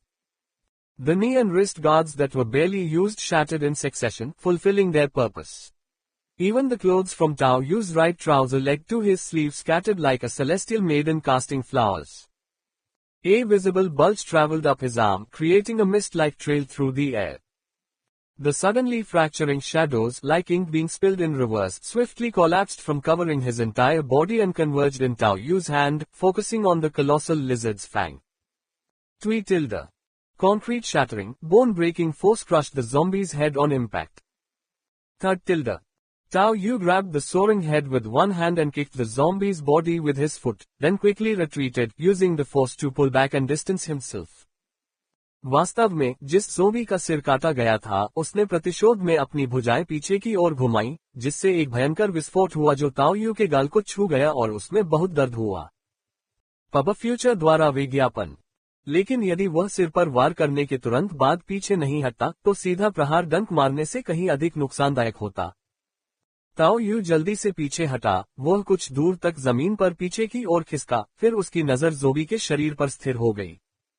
उसके शरीर पर ऐसा कोई स्थान नहीं था जहां दर्द न हो, लेकिन इससे उसकी गतिविधियों पर जरा भी असर नहीं पड़ा. पहले मैं गलत था. ज़ॉम्बी में पदार्थ तो होता है लेकिन आत्मा नहीं होती। सामान्य मानसिक हमले वास्तव में बेकार होते हैं और मस्तिष्क केंद्रीय कमांड नहीं है। लेकिन एक बार सिर चला जाए तो लक्ष्य को ट्रैक करने की उनकी क्षमता खत्म हो जाती है। ज़ॉम्बी को उन्माद में घूमते हुए, उसके हमलों से कंक्रीट में फटी धातु से दरारें बनाते हुए देखकर ताओयू ने भी राहत की हल्की सांस ली। हालांकि शुरुआत में चीजें खराब थीं, लेकिन अब उनका जुआ रंग ला रहा था। यह ज़ॉम्बी, जिसे कोई नहीं जानता कि किसने बनाया था, ऐसा लगता है कि इसे विशेष रूप से संशोधित किया गया था ताकि यह संदूषण के स्रोत के रूप में काम कर सके। इसे वैश्विक जैव रासायनिक संकट के पीछे के वास्तविक मास्टरमाइंड से जोड़ा जाना चाहिए। लेकिन जो भी हो, यह अभी भी एक मानक ज़ॉम्बी होना चाहिए, न कि मिथकों और किंवदंतियों से बाहर की कोई चीज। इसलिए इसकी अपनी सीमाएं थीं। पूरे शरीर में दर्द को झेलते हुए ताओयू दरवाजे की ओर बढ़ा और फिर बाहर चिल्लाया, दरवाजा खोलो, मैंने समस्या का लगभग समाधान कर लिया है। मेरे पास सारे मोलोटोव कॉकटेल लाओ, मैं इसे जला दूंगा। ताओयू ने बाहर से हल्की सी बहस की आवाज सुनी, जिसके बाद धातु का दरवाजा धीरे धीरे खुलने की आवाज आई। वहां जैक अन्य लोगों को बंदूक की नोक पर पकड़कर उनसे काम करवा रहा था तथा उन्हें बहस करने या स्पष्टीकरण देने का कोई मौका नहीं दे रहा था। दरवाजा खुलने के बाद सभी लोग भयभीत होकर देख रहे थे कि सिरहीन ज़ॉम्बी अभी भी गुस्से में था और उसका सिर ताओयू के हाथ में था। क्या वास्तव में इससे निपटा गया था? लानत है। अफ्रीकी अमेरिकी जाम ने अचंभे में अपनी उंगली उठाई। जैक ने भी राहत की सांस ली जब उसने ताओयू के सिर की ओर देखा, जो अपने बैग से घर में बने गैसोलीन बम निकालते समय उसे पकड़े हुए था। ताओयू खुद एक दो को अंदर ले आया था, लेकिन ज़ॉम्बी की शुरुआती ताकत को देखते हुए दो शायद पर्याप्त नहीं होंगे। अब इन सब का उपयोग करते हुए आइए स्टील को जलाकर लावा बना लें। क्रैकल और pop tilde, boom tilde. Gasoline की बोतलें ज़ॉम्बी के शरीर पर टूटकर बिखर गईं, जिससे वह आग की लपटों में गिर गया। फिर दूसरी बोतल आई, तीसरी बोतल। आग की लपटें बहुत तेज थीं और सिर्फ इमरजेंसी लाइटों से जगमगाते गलियारे में वे खास तौर पर अंधा करने वाली लग रही थीं। 1800 डिग्री से ज्यादा तापमान पर सभी गैसोलीन की बोतलें जल गईं और फिर ज़ॉम्बी अचानक जमीन पर गिर पड़ा। ताओयू ने तो ज़ॉम्बी के सिर को अलग करके जलाने की भी योजना बना ली थी, लेकिन उसे यह नहीं पता था कि घातक कारक शरीर था या सिर। उन्होंने कहा, शुक्र है कि इस गलियारे में कोई ज्वलनशील पदार्थ नहीं है, अन्यथा हमारे हाथों में आग लग जाती। झुलसे हुए काले गलियारे और उठते तीखे काले धुएं को देखकर ताओयू, जो लगातार नाश्ता कर रहा था, ने अंततः राहत की सांस ली। युआन सेना एकत्रित हो रही थी। सफलता केवल शारीरिक विशेषताओं के संदर्भ में ज़ॉम्बी काओ शाओलिन से कहीं अधिक शक्तिशाली था, लेकिन रक्षा को तोड़ते हुए लगातार हमलों के दौरान खुद को हुए नुकसान के अलावा कुल मिलाकर संकट की भावना वास्तव में काओ शाओलिन के साथ मुठभेड़ की तुलना में कम थी। ज़ॉम्बी के पास बहुत ताकत और असाधारण रक्षा थी, लेकिन उसके सीधे नासमझ हमलों का ताओयू की अपनी लड़ाई शैली द्वारा पूरी तरह से मुकाबला किया गया। अगर काओ शाओलिन ने ज़ॉम्बी का सामना किया होता तो वह निश्चित रूप से उसके द्वारा मारा जाता। मैं काओ शाओलिन द्वारा सीधे टकराव में मारा जाता, लेकिन अगर मैं ज़ॉम्बी का सामना करता तो भी मैं युद्धाभ्यास करने में सक्षम होता। युआन बल की पराकाष्ठा ज़ॉम्बी के हाथ पर केंद्रित थी, या बल्कि उसके पंजे पर, जो कुछ हद तक जला हुआ था और उसमें से चारकोल की बदबू आ रही थी। ताओयू वहां गया और उसने कार्बनयुक्त पंजा तोड़ दिया। उसी समय उसका दूसरा हाथ अभी भी चॉकलेट को अपने मुंह में ठूंस रहा था। इस जोरदार कार्रवाई से प्रयोगशाला में बचे लोग स्तब्ध रह गए। अचानक गायब हो जाने की शक्ति और अलौकिक शक्तियों वाला यह व्यक्ति वास्तव में उस लाश राजा का पंजा तो नहीं खाएगा, है न? ये व्यक्ति थोड़ा विकृत, मनोवैज्ञानिक रूप से विकृत लगता है। यह अफसोस की बात है कि मेरे कपड़े जल गए, अन्यथा वे एक अच्छी चीज होते, ताओयू ने सोचा। उन्होंने उनसे पहले जो प्रश्न पूछा था उसे याद करते हुए उन्होंने बताया कि उन्हें कपड़े ज़ॉम्बी के साथ ही दिए गए थे और उन्हें पहनने से नियंत्रण आसान हो गया, तथा ऐसा प्रतीत होता है कि इससे दमनात्मक प्रभाव पड़ा, इसलिए नहीं कि उनकी कोई विकृत रुचि थी। ज़ॉम्बी का पंजा, एक पंजा जिसने ज़ॉम्बी का सार इकट्ठा किया है, जिसमें कुछ लाश को परिष्कृत करने वाली कला शामिल है। 1000 युआन बल को अवशोषित करता है। Ads by pub future. Yuan बल मूल्य के संदर्भ में ये काओ शाओलिन के वारलॉर्ड साइडार्म के समान था, जो 50 एलियंस के बराबर था। अगर मैं इसे किसी एलियन की निपुणता के साथ ठोस रूप से नहीं मार सकता, तो शायद कोई इसे उलझा भी सकता है। ये किसी कौशल से बढ़ी हुई वृद्धि होगी, ताओ यू ने सोचा।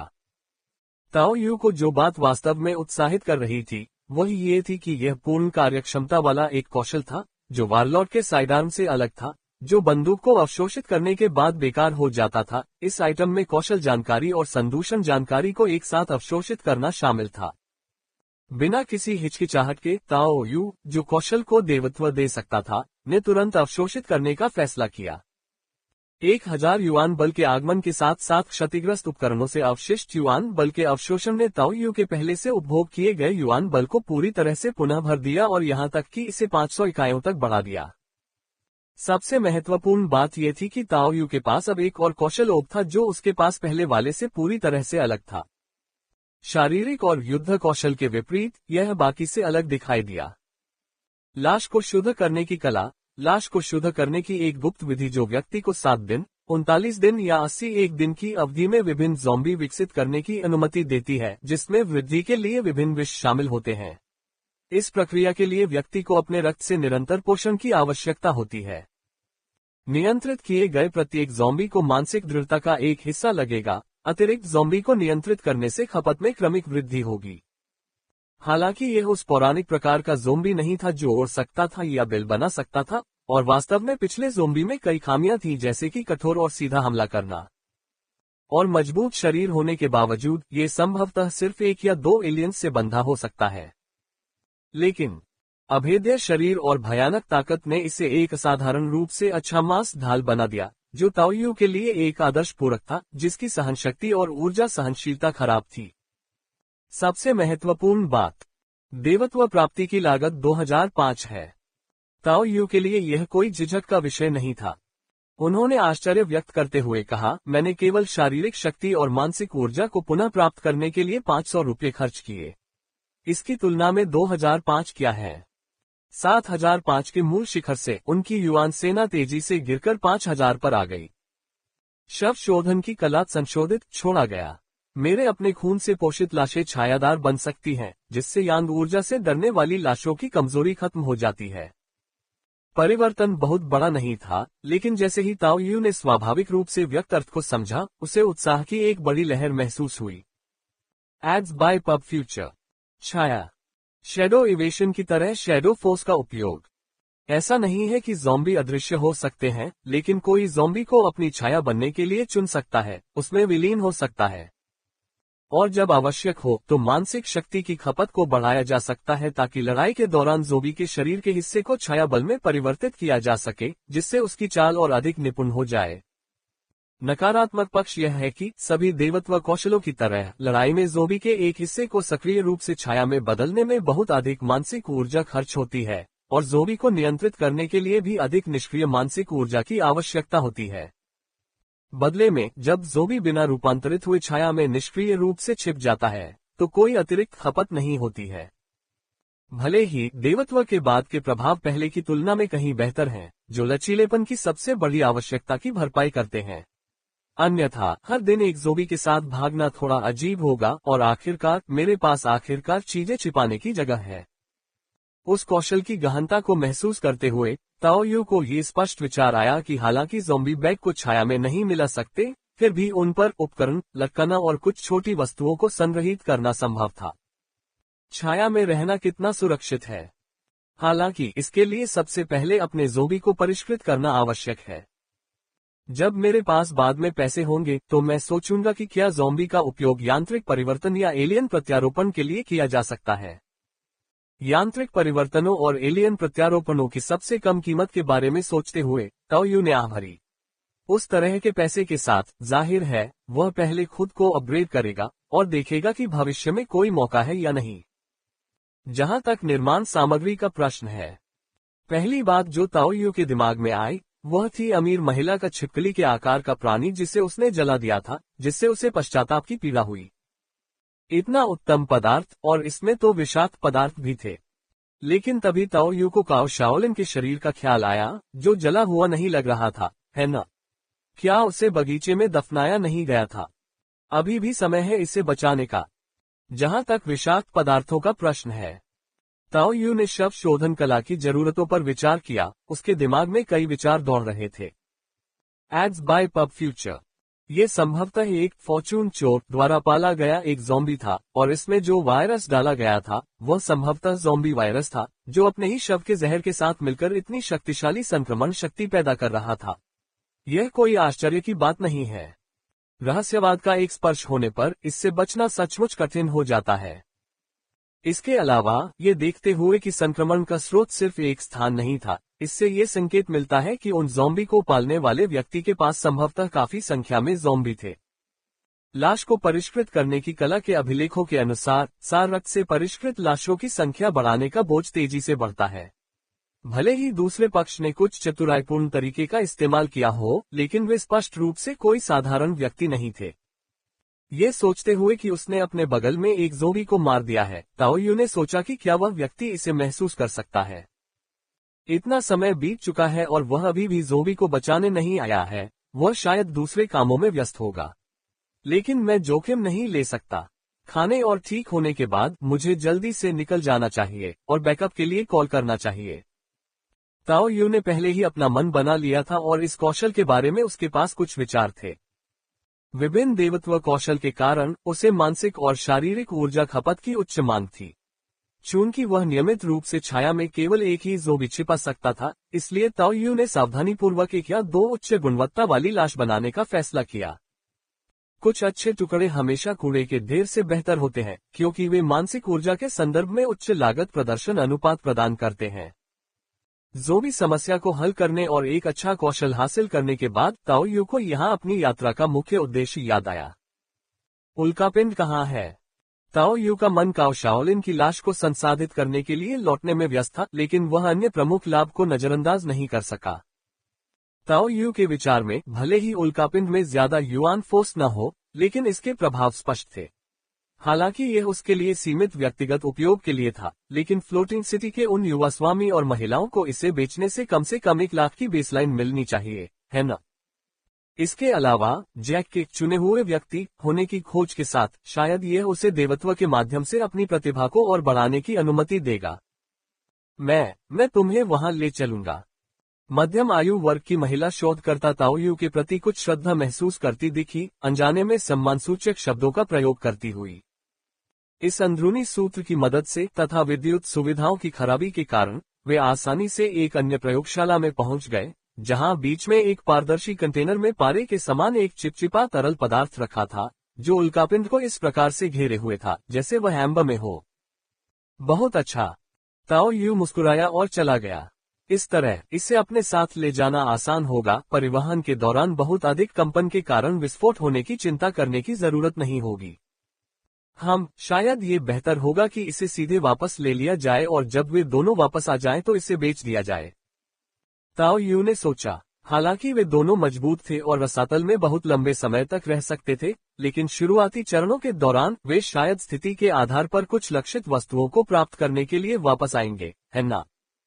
लेकिन जब ताओ यू ने पारदर्शी कंटेनर को छुआ और देखना चाहा कि इसमें वास्तव में क्या है, तो वह अचानक स्तब्ध रह गया।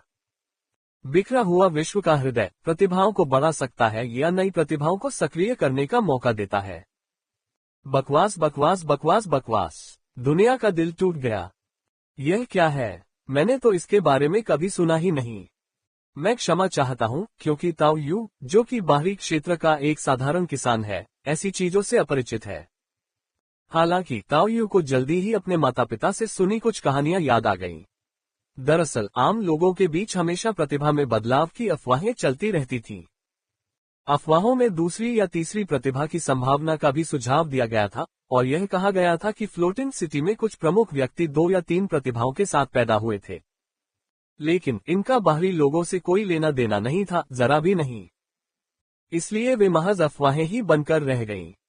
यहाँ तक कि ताओ यू ने भी कभी इस तरह की चीजों के बारे में नहीं सोचा था। आखिरकार उसके पास पहले से ही दोहरी प्रतिभा थी, तो उसे और क्या चाहिए? तीसरी प्रतिभा, ये निश्चित रूप से इस समय विचार करने लायक बात नहीं है, ये बहुत दूर की बात है। अधिक कौशल सीखना, लगातार देवत्व प्राप्त करना तथा फिर प्रतिभाओं के दूसरे देवत्व के लिए बचत करना ही मूर्त लक्ष्य था। उसका अपना रास्ता था और वह ये भी जानता था कि उसकी वर्तमान शक्ति ऐसी परिस्थितियों का सामना करने के लिए पर्याप्त नहीं थी। किसने सोचा होगा कि अनजाने में किया गया कार्य अप्रत्याशित सफलता दिलाएगा। टूटे हुए विश्व के हृदय का एक टुकड़ा। क्या ये प्रतिभा निखारने और नई प्रतिभाओं को सामने लाने का चैनल है? ताओ यू लगातार सोचता रहा। उल्कापिंड निश्चित रूप से दुनिया का दिल नहीं था, लेकिन ये दुनिया वास्तव में उस उल्कापिंड के इर्द गिर्द घूमती है। तो क्या विश्व का हृदय विश्व खंड के सबसे महत्वपूर्ण और मूल पहलू का प्रतिनिधित्व करता था? तो फिर रक्त ऑर्किड को ऐसा क्यों नहीं माना गया?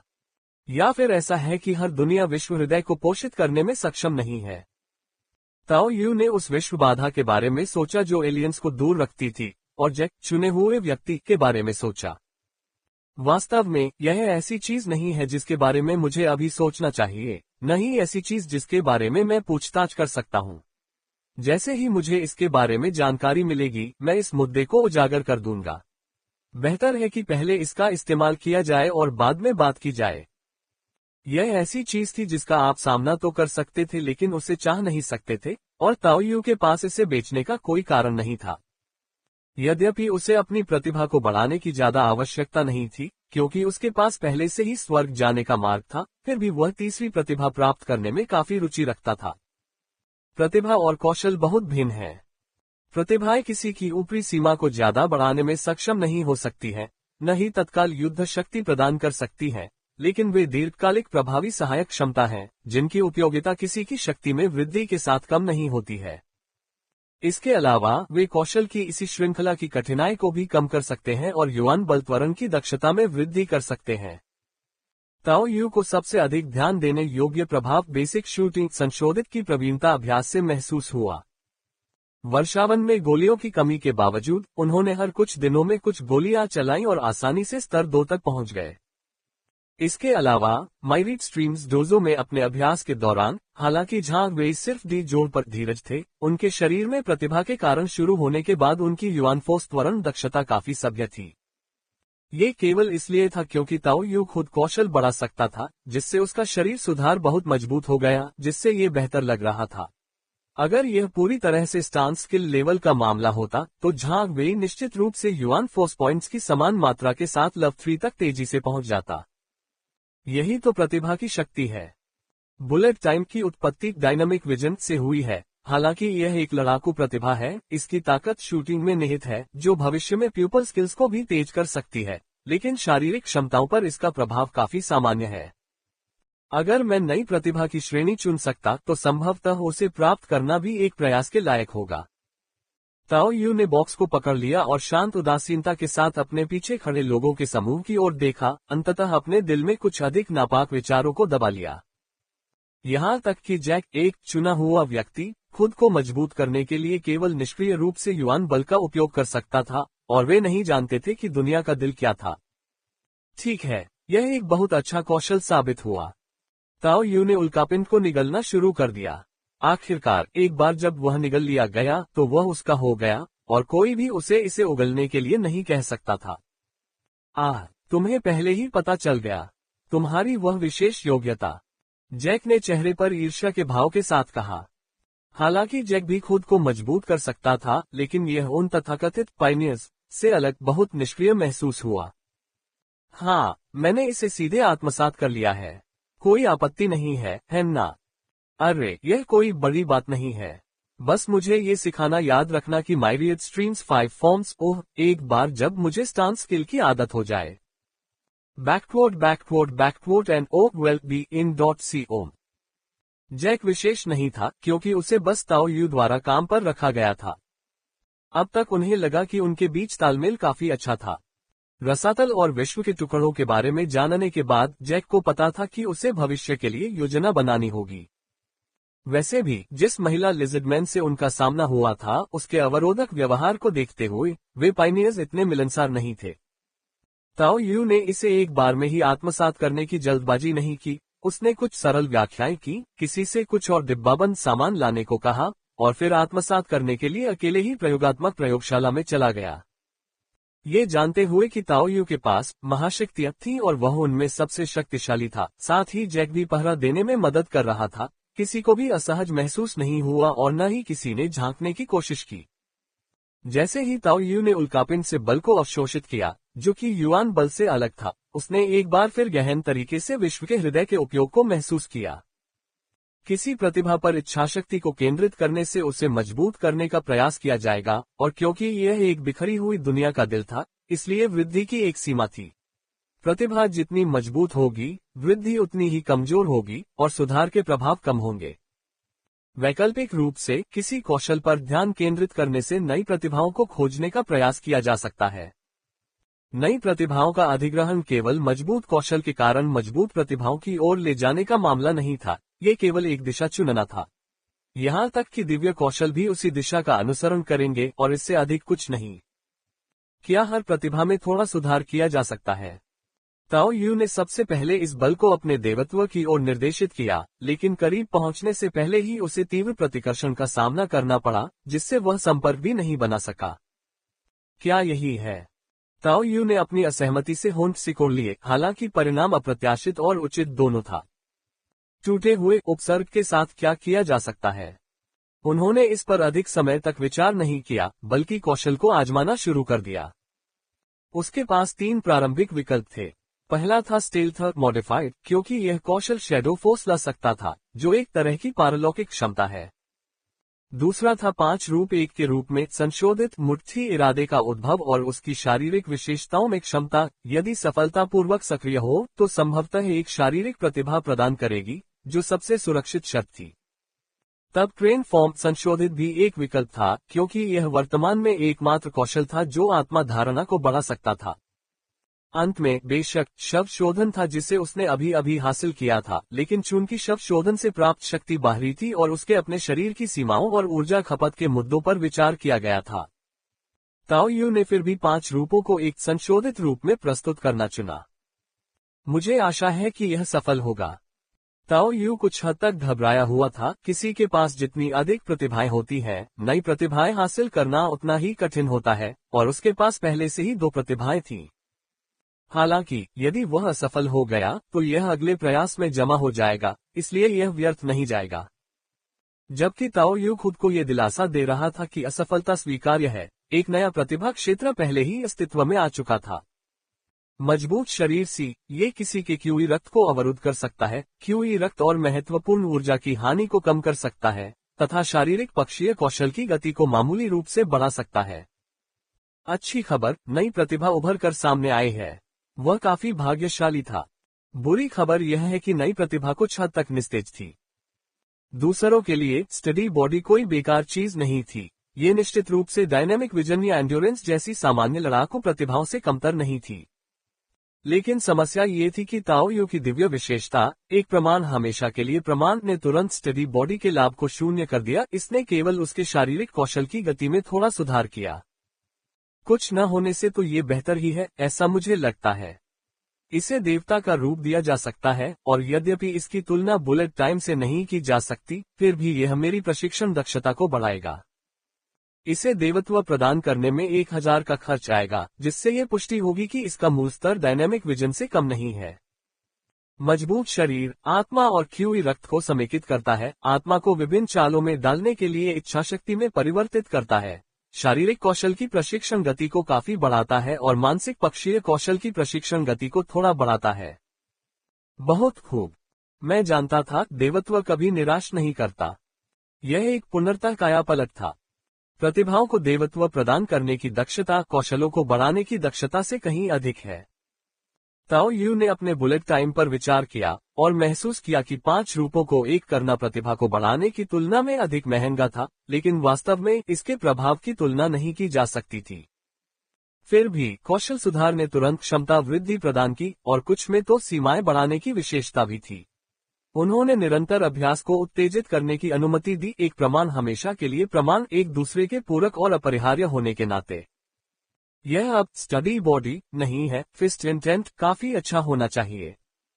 अगले ही पल ताओ यू की प्रतिभा में बदलाव आया। मुट्ठी का इरादा हवा में प्रचंड ऊर्जा भरी हुई थी, और उसके बगल में खड़ा समूह अपने चेहरों पर हवा के झोंके को महसूस कर सकता था, क्योंकि वे अपने सामने नृत्य कर रहे उस फुर्तीले व्यक्ति को देख रहे थे। ताओ यू ने एक एक करके असंख्य धाराओं के 5 रूपों से गुजरते हुए अपने शरीर में कोमलता, पहले की तुलना में कार्यक्षमता में भारी सुधार महसूस किया और उसके सीने से गर्व की लहर उठी। मूलतः कम होते प्रतिफल और अपनी शक्ति वृद्धि से युवान बल की बढ़ती खपत के कारण ताओ यू की शरीर शोधन क्षमता में स्पष्ट रूप से गिरावट आई थी। लेकिन अब वह फिर से वैसा ही महसूस कर रहा था जैसा तब करता था जब उसने पहली बार माइरिट स्ट्रीम्स डोजो में प्रवेश किया था। ये शारीरिक प्रतिभाओं की अति लागत प्रभावी प्रकृति थी। उसके परे जैक, मुझे देखो। जैक, जो ताओ यू को देख रहा था और कभी कभी उसकी नकल करने की कोशिश कर रहा था, जब उसने ताओ यू की बात सुनी तो उसके चेहरे की ओर देखने लगा। ताओ यू ने तब अपने हाथ को पंजे के आकार में बनाया, बाघ के आकार की नकल करते हुए, और जैक पर जोर से दबाव डालते हुए आगे बढ़ा।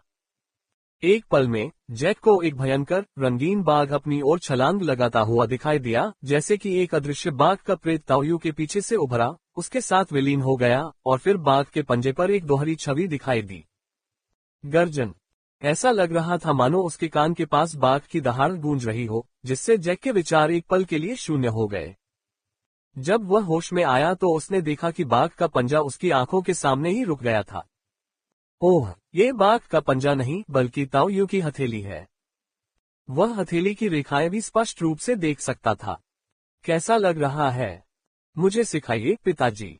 हाँ, मैंने तुम्हें सिखाने का वादा किया था और मैं तुम्हें सिखाऊंगा। तुम असली कौशल में निपुण हो सकते हो या नहीं, ये तुम पर निर्भर है। ताओ यू ने विस्तार से नहीं बताया, क्योंकि इस बात को स्पष्ट रूप से समझाया नहीं जा सकता था। वैसे भी 5 फॉर्म्स H1 में मूल रूप से वास्तविक सार था और जैक की प्रतिभाएं मजबूत थीं, इसलिए उसे इससे कुछ विकसित करने में सक्षम होना चाहिए। नई प्रतिभा का अनुभव करने के बाद ताओ यू वास्तव में बहुत संतुष्ट था। कई बुनियादी कौशलों के देवत्वीकरण से आध्यात्मिक हमले हुए, जिनमें बेसिक शूटिंग मॉडिफाइड का मानसिक आघात कई महत्वपूर्ण अवसरों पर विशेष रूप से प्रभावशाली रहा। लेकिन उस प्रभाव की शुद्ध दक्षता वास्तव में इतनी सी ही थी।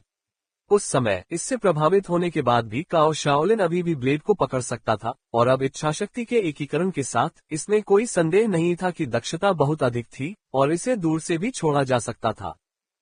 यद्यपि दूरी के साथ इसमें महत्वपूर्ण कमी आ जाती थी, फिर भी इच्छाशक्ति के प्रभाव का मुख्य उद्देश्य शत्रु को अचंभित करना तथा उनका ध्यान भटकाना था, जिससे ये उनके टूलकिट में एक शक्तिशाली अतिरिक्त बन गया। ताओ यू के कौशल एक ही वार में मार डालने के लिए सबसे उपयुक्त थे, और यदि इससे अवसर मिलता तो ये बहुत बड़ा लाभ पहुंचा सकता था। ये लाभ उनकी उम्मीदों से कहीं अधिक था। अब मुझे दूसरे देवत्व के लिए इतनी जल्दी नहीं करनी चाहिए, क्योंकि 5 फॉर्म्स H1 मॉडिफाइड ने मेरी क्षमता बढ़ा दी है और अभी भी बहुत कुछ तलाशना बाकी है। हालांकि पैसे बचाना अभी भी महत्वपूर्ण है। हाल ही में युआन बल की अस्थायी पुनःपूर्ति के कारण बड़ी मात्रा में डिलीवरी प्राप्त करने के बाद ताओ यू ने निर्णय लिया कि उसे हमेशा आपातकालीन स्थिति के लिए कम से कम 2000 युआन बल बचाकर रखना चाहिए। आपने अब आगे और आगे न बढ़ने का निर्णय कर लिया है ना? गोमांस का डिब्बा खोलकर खाने के दौरान ताओ यू ने प्रयोगशाला में बचे लोगों से बात की। चूंकि आपने सबसे बड़ी समस्या का समाधान कर दिया है, इसलिए हमें लगता है कि हम यहीं रहेंगे। आखिरकार यहाँ भरपूर भोजन है। मोटा ताजा काला आदमी जैम एक छोटा फोकलिफ्ट चला रहा था, जो गोदाम से डिब्बाबंद सामान के कई बड़े बक्से ला रहा था। लाश राजा के खतरे के बिना ये स्वाभाविक रूप से भूमिगत सुरक्षित था। जैक ने पहले ही बाहर की स्थिति का संक्षेप में वर्णन कर दिया था। वास्तव में हम आशा कर रहे थे कि तुम भी रुकोगी। यहाँ भोजन पर्याप्त से अधिक है, एक युवा बल्कि सुंदर लड़की ने, जिसके चेहरे पर कुछ छाया थी, ताओ यू को आमंत्रित करते हुए कहा। उसकी निगाहें ताओ यू के सुंदर चेहरे पर टिकी हुई थीं, उसका उत्साह जरा भी छिपा नहीं था। इस ज्वलंत अनुभूति ने ताओ यू को उसकी आत्मिक अनुभूति में कुछ प्रतिक्रिया दी। लेकिन अभी ताओ यू समय बर्बाद करने में दिलचस्पी नहीं रखता था और उसने सीधे तौर पर निमंत्रण को नजरअंदाज कर दिया। मुझे कुछ काम से कंपनी में वापस जाना है, और इसके अलावा ये स्थान अच्छी जगह पर स्थित है, इसे कंपनी द्वारा आधार के रूप में चुना जा सकता है। ताओ यू ने उन्हें पहले ही सूचित कर दिया था। मूलतः ये बेस गोबी रेगिस्तान से घिरा हुआ था, यद्यपि इसमें सैन्य सुविधाएं मौजूद थीं, जो बहुत सी परेशानियों से बचा सकती थीं, लेकिन इसमें जल स्रोतों का अभाव था और यह उपयुक्त नहीं था। लास वेगास के ठीक बगल में हुआ बांध है, जो वास्तव में एक अच्छा विकल्प होगा। लेकिन यहाँ मौजूद कुछ लोगों से हुई अनौपचारिक बातचीत के अनुसार ये पता चला कि बेस के नीचे भूमिगत जल संसाधन प्रचुर मात्रा में मौजूद थे, बस पहले सैन्य बेस होने के कारण वहां हरियाली की कोई आवश्यकता नहीं थी। एक बार जल स्रोत का मुद्दा हल हो जाने पर बेस के स्थान की वांछनीयता में अचानक वृद्धि हो सकती है। आखिरकार रसातल दुनिया में सुरक्षा सबसे पहले है। यदि जल स्रोत कोई समस्या नहीं है तो बेस का व्यापक रक्षा कार्य तत्काल अत्यंत महत्वपूर्ण प्रतीत होता है। आसपास का गोबी रेगिस्तान वास्तव में एक अवरोध बन जाता है, जो विपरीत रूप से सुरक्षा को बढ़ाता है और एक लाभ बन जाता है। वैसे भी जब वास्तव में मिशन प्रस्तुत करने का समय आएगा तो सैन्य बेस, लास वेगास और हूवर बांध सभी को चयन के लिए संभावित स्थानों के रूप में रिपोर्ट किया जा सकता है। ये निर्णय लेना उनके ऊपर है। मैं तो बस मिशन के पुरस्कार के पीछे हूँ। क्या मैं आपकी कंपनी के बारे में विस्तृत जानकारी पूछ सकता हूँ? मध्यम आयु की वह महिला जो एक शोधकर्ता थी, उसके चेहरे पर चिंता की लकीरें थीं। इसकी प्रतिष्ठा खराब है। निचले दर्जे के लोग गुलामों से थोड़े ही बेहतर हैं, लेकिन अगर आप मूल्यवान हैं तो आपके साथ बेहतर व्यवहार किया जाएगा। ताओ यू ने उन्हें पहले ही कठोर सच्चाई बता देने का निर्णय किया, जैसे कि आपको लैंप पोस्ट से लटका देने वाली कंपनी हो। इससे वहां उपस्थित सभी लोग काफी उदास हो गए। लेकिन फिर ताओ यू ने गंभीरता से कहा, हालांकि ये यहाँ एकमात्र ऐसा स्थान होना चाहिए जो अपेक्षाकृत सामान्य समझौता कर सके, कम से कम कुछ व्यवस्था बहाल कर सके। क्या व्यवस्था बहाल करने में सक्षम एकमात्र शक्ति इतनी मजबूत है? उनमें से कुछ लोग कुछ हद तक चकित थे, क्योंकि उन्हें खराब प्रतिष्ठा की आशंका थी, लेकिन बाद की टिप्पणी के बाद उन्हें लगा कि यह अस्वीकार्य नहीं है। व्यवस्था बहाल करना कुछ ऐसा था जिसके बारे में वे शायद ही सोच पाते थे, लेकिन ताओ यू की पूर्व प्रभावशाली महाशक्तियों को याद करते हुए, जिसने लाश राजा को मार डाला था, वे धीरे धीरे इसके साथ समझौता करने लगे। हर दिन इस सूर्यविहीन भूमिगत स्थान में बंद रहने के कारण उन्हें लगा कि यदि व्यवस्था बहाल हो सके तो वे गहन श्रम भी स्वीकार कर सकते हैं। आखिरकार मनुष्य सामाजिक प्राणी है। ठीक है, हम यहीं इंतजार करेंगे, चिंता मत करो, हम निश्चित रूप से सहयोग करेंगे। मुझे अपने लोगों को यहाँ लाने का भी कोई रास्ता ढूंढना होगा। जैक ने भी मन बना लिया था, यदि सैन्य अड्डे के अंदर से लाशों को बाहर निकाला जा सके तो यह वास्तव में एक बहुत अच्छी जगह होगी। सख्त कंपनी प्रबंधन। क्या ये लगातार जोखिम में रहने की वर्तमान स्थिति से भी बदतर हो सकता है? हर दिन ज़ॉम्बी से निपटना, भीड़ के बीच भोजन की तलाश करना, जीवन पहले से ही नरक बन चुका था।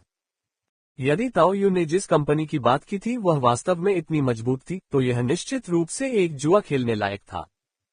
जीवित रहना सर्वोच्च प्राथमिकता है।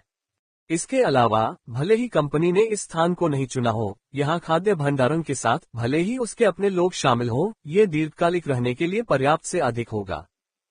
मैं पहले आपके साथ वापस आऊंगा और फिर मुझे कंपनी में वापस जाना होगा। ताओ यू ने जैक से शांतिपूर्वक बात की, जिसने अप्रत्याशित रूप से उसे छू लिया। हाँ, तुम्हें चिंता है कि मैं मुसीबत में पड़ जाऊंगा, है ना? जैक का हंसमुख व्यवहार देखकर ताओ यू ने अपना मुंह खोला, लेकिन अंत में कुछ नहीं कहा। ओह, वह तो काओ शाओलिन के शरीर के पीछे थी। हवा में प्रचंड ऊर्जा भरी हुई थी और उसके बगल में खड़ा समूह अपने चेहरों पर हवा के झोंके को महसूस कर सकता था, क्योंकि वे अपने सामने नृत्य कर रहे उस फुर्तीले व्यक्ति को देख रहे थे। ताओ यू ने एक एक करके असंख्य धाराओं के 5 रूपों से गुजरते हुए अपने शरीर में कोमलता, पहले की तुलना में कार्यक्षमता में भारी सुधार महसूस किया और उसके सीने से गर्व की लहर उठी। मूलतः कम होते प्रतिफल और अपनी शक्ति वृद्धि से युवान बल की बढ़ती खपत के कारण ताओ यू की शरीर शोधन क्षमता में स्पष्ट रूप से गिरावट आई थी। लेकिन अब वह फिर से वैसा ही महसूस कर रहा था जैसा तब करता था जब उसने पहली बार माइरिड स्ट्रीम्स डोजो में प्रवेश किया था। ये शारीरिक प्रतिभाओं की अति लागत प्रभावी प्रकृति थी। उसके परे, जैक, मुझे देखो। जैक, जो ताओ यू को देख रहा था और कभी कभी उसकी नकल करने की कोशिश कर रहा था, जब उसने ताओ यू की बात सुनी तो उसके चेहरे की ओर देखने लगा। ताओ यू ने तब अपने हाथ को पंजे के आकार में बनाया, बाघ के आकार की नकल करते हुए, और जैक पर जोर से दबाव डालते हुए आगे बढ़ा। एक पल में जैक को एक भयंकर रंगीन बाघ अपनी ओर छलांग लगाता हुआ दिखाई दिया, जैसे कि एक अदृश्य बाघ का प्रेत ताओ यू के पीछे से उभरा, उसके साथ विलीन हो गया और फिर बाघ के पंजे पर एक दोहरी छवि दिखाई दी। गर्जन। ऐसा लग रहा था मानो उसके कान के पास बाघ की दहाड़ गूंज रही हो, जिससे जैक के विचार एक पल के लिए शून्य हो गए। जब वह होश में आया तो उसने देखा कि बाघ का पंजा उसकी आंखों के सामने ही रुक गया था। ओह, ये बाघ का पंजा नहीं बल्कि ताओ यू की हथेली है। वह हथेली की रेखाएं भी स्पष्ट रूप से देख सकता था। कैसा लग रहा है? मुझे सिखाइए पिताजी। हाँ, मैंने तुम्हें सिखाने का वादा किया था और मैं तुम्हें सिखाऊंगा। तुम असली कौशल में निपुण हो सकते हो या नहीं, ये तुम पर निर्भर है। ताओ यू ने विस्तार से नहीं बताया, क्योंकि इस बात को स्पष्ट रूप से समझाया नहीं जा सकता था। वैसे भी 5 फॉर्म्स H1 में मूल रूप से वास्तविक सार था और जैक की प्रतिभाएं मजबूत थीं, इसलिए उसे इससे कुछ विकसित करने में सक्षम होना चाहिए। नई प्रतिभा का अनुभव करने के बाद ताओ यू वास्तव में बहुत संतुष्ट था। कई बुनियादी कौशलों के देवत्वीकरण से आध्यात्मिक हमले हुए, जिनमें बेसिक शूटिंग मॉडिफाइड का मानसिक आघात कई महत्वपूर्ण अवसरों पर विशेष रूप से प्रभावशाली रहा। लेकिन उस प्रभाव की शुद्ध दक्षता वास्तव में इतनी सी ही थी। उस समय इससे प्रभावित होने के बाद भी काओ शाओलिन अभी भी ब्लेड को पकड़ सकता था, और अब इच्छाशक्ति के एकीकरण के साथ इसमें कोई संदेह नहीं था कि दक्षता बहुत अधिक थी और इसे दूर से भी छोड़ा जा सकता था। यद्यपि दूरी के साथ इसमें महत्वपूर्ण कमी आ जाती थी, फिर भी इच्छाशक्ति के प्रभाव का मुख्य उद्देश्य शत्रु को अचंभित करना तथा उनका ध्यान भटकाना था, जिससे ये उनके टूलकिट में एक शक्तिशाली अतिरिक्त बन गया। ताओ यू के कौशल एक ही वार में मार डालने के लिए सबसे उपयुक्त थे, और यदि इससे अवसर मिलता तो ये बहुत बड़ा लाभ पहुंचा सकता था। ये लाभ उनकी उम्मीदों से कहीं अधिक था। अब मुझे दूसरे देवत्व के लिए इतनी जल्दी नहीं करनी चाहिए, क्योंकि 5 फॉर्म्स H1 मॉडिफाइड ने मेरी क्षमता बढ़ा दी है और अभी भी बहुत कुछ तलाशना बाकी है। हालांकि पैसे बचाना अभी भी महत्वपूर्ण है। हाल ही में युआन बल की अस्थायी पुनःपूर्ति के कारण बड़ी मात्रा में डिलीवरी प्राप्त करने के बाद ताओ यू ने निर्णय लिया कि उसे हमेशा आपातकालीन स्थिति के लिए कम से कम 2000 युआन बल बचाकर रखना चाहिए। आपने अब आगे और आगे न बढ़ने का निर्णय कर लिया है ना? गोमांस का डिब्बा खोलकर खाने के दौरान ताओ यू ने प्रयोगशाला में बचे लोगों से बात की। चूंकि आपने सबसे बड़ी समस्या का समाधान कर दिया है, इसलिए हमें लगता है कि हम यहीं रहेंगे। आखिरकार यहाँ भरपूर भोजन है। मोटा ताजा काला आदमी जैम एक छोटा फोकलिफ्ट चला रहा था, जो गोदाम से डिब्बाबंद सामान के कई बड़े बक्से ला रहा था। लाश राजा के खतरे के बिना ये स्वाभाविक रूप से भूमिगत सुरक्षित था। जैक ने पहले ही बाहर की स्थिति का संक्षेप में वर्णन कर दिया था। वास्तव में हम आशा कर रहे थे कि तुम भी रुकोगी। यहाँ भोजन पर्याप्त से अधिक है, एक युवा बल्कि सुंदर लड़की ने, जिसके चेहरे पर कुछ छाया थी, ताओ यू को आमंत्रित करते हुए कहा। उसकी निगाहें ताओ यू के सुंदर चेहरे पर टिकी हुई थीं, उसका उत्साह जरा भी छिपा नहीं था। इस ज्वलंत अनुभूति ने ताओ यू को उसकी आत्मिक अनुभूति में कुछ प्रतिक्रिया दी। लेकिन अभी ताओ यू समय बर्बाद करने में दिलचस्पी नहीं रखता था और उसने सीधे तौर पर निमंत्रण को नजरअंदाज कर दिया। मुझे कुछ काम से कंपनी में वापस जाना है, और इसके अलावा ये स्थान अच्छी जगह पर स्थित है, इसे कंपनी द्वारा आधार के रूप में चुना जा सकता है। ताओ यू ने उन्हें पहले ही सूचित कर दिया था। मूलतः ये बेस गोबी रेगिस्तान से घिरा हुआ था, यद्यपि इसमें सैन्य सुविधाएं मौजूद थीं, जो बहुत सी परेशानियों से बचा सकती थीं, लेकिन इसमें जल स्रोतों का अभाव था और यह उपयुक्त नहीं था। लास वेगास के ठीक बगल में हुआ बांध है, जो वास्तव में एक अच्छा विकल्प होगा। लेकिन यहाँ मौजूद कुछ लोगों से हुई अनौपचारिक बातचीत के अनुसार ये पता चला कि बेस के नीचे भूमिगत जल संसाधन प्रचुर मात्रा में मौजूद थे, बस पहले सैन्य बेस होने के कारण वहां हरियाली की कोई आवश्यकता नहीं थी। एक बार जल स्रोत का मुद्दा हल हो जाने पर बेस के स्थान की वांछनीयता में अचानक वृद्धि हो सकती है। आखिरकार रसातल दुनिया में सुरक्षा सबसे पहले है। यदि जल स्रोत कोई समस्या नहीं है, तो बेस का व्यापक रक्षा कार्य तत्काल अत्यंत महत्वपूर्ण प्रतीत होता है। आसपास का गोबी रेगिस्तान वास्तव में एक अवरोध बन जाता है, जो विपरीत रूप से सुरक्षा को बढ़ाता है और एक लाभ बन जाता है। वैसे भी जब वास्तव में मिशन प्रस्तुत करने का समय आएगा, तो सैन्य बेस, लास वेगास और हुआ बांध सभी को चयन के लिए संभावित स्थानों के रूप में रिपोर्ट किया जा सकता है। ये निर्णय लेना उनके ऊपर है। मैं तो बस मिशन के पुरस्कार के पीछे हूँ। क्या मैं आपकी कंपनी के बारे में विस्तृत जानकारी पूछ सकता हूँ? मध्यम आयु की वह महिला, जो एक शोधकर्ता थी, उसके चेहरे पर चिंता की लकीरें थीं। इसकी प्रतिष्ठा खराब है। निचले दर्जे के लोग गुलामों से थोड़े ही बेहतर हैं, लेकिन अगर आप मूल्यवान हैं, तो आपके साथ बेहतर व्यवहार किया जाएगा। ताओ यू ने उन्हें पहले ही कठोर सच्चाई बता देने का निर्णय किया, जैसे कि आपको लैंप पोस्ट से लटका देने वाली कंपनी हो। इससे वहां उपस्थित सभी लोग काफी उदास हो गए। लेकिन फिर ताओ यू ने गंभीरता से कहा, हालांकि ये यहाँ एकमात्र ऐसा स्थान होना चाहिए जो अपेक्षाकृत सामान्य समझौता कर सके, कम से कम कुछ व्यवस्था बहाल कर सके। क्या व्यवस्था बहाल करने में सक्षम एकमात्र शक्ति इतनी मजबूत है? उनमें से कुछ लोग कुछ हद तक चकित थे, क्योंकि उन्हें खराब प्रतिष्ठा की आशंका थी, लेकिन बाद की टिप्पणी के बाद उन्हें लगा कि यह अस्वीकार्य नहीं है। व्यवस्था बहाल करना कुछ ऐसा था जिसके बारे में वे शायद ही सोच पाते थे, लेकिन ताओ यू की पूर्व प्रभावशाली महाशक्तियों को याद करते हुए, जिसने लाश राजा को मार डाला था, वे धीरे धीरे इसके साथ समझौता करने लगे। हर दिन इस सूर्यविहीन भूमिगत स्थान में बंद रहने के कारण उन्हें लगा कि यदि व्यवस्था बहाल हो सके तो वे गहन श्रम भी स्वीकार कर सकते हैं। आखिरकार मनुष्य सामाजिक प्राणी है। ठीक है, हम यहीं इंतजार करेंगे, चिंता मत करो, हम निश्चित रूप से सहयोग करेंगे। मुझे अपने लोगों को यहाँ लाने का भी कोई रास्ता ढूंढना होगा। जैक ने भी मन बना लिया था, यदि सैन्य अड्डे के अंदर से लाशों को बाहर निकाला जा सके तो यह वास्तव में एक बहुत अच्छी जगह होगी। सख्त कंपनी प्रबंधन। क्या ये लगातार जोखिम में रहने की वर्तमान स्थिति से भी बदतर हो सकता है?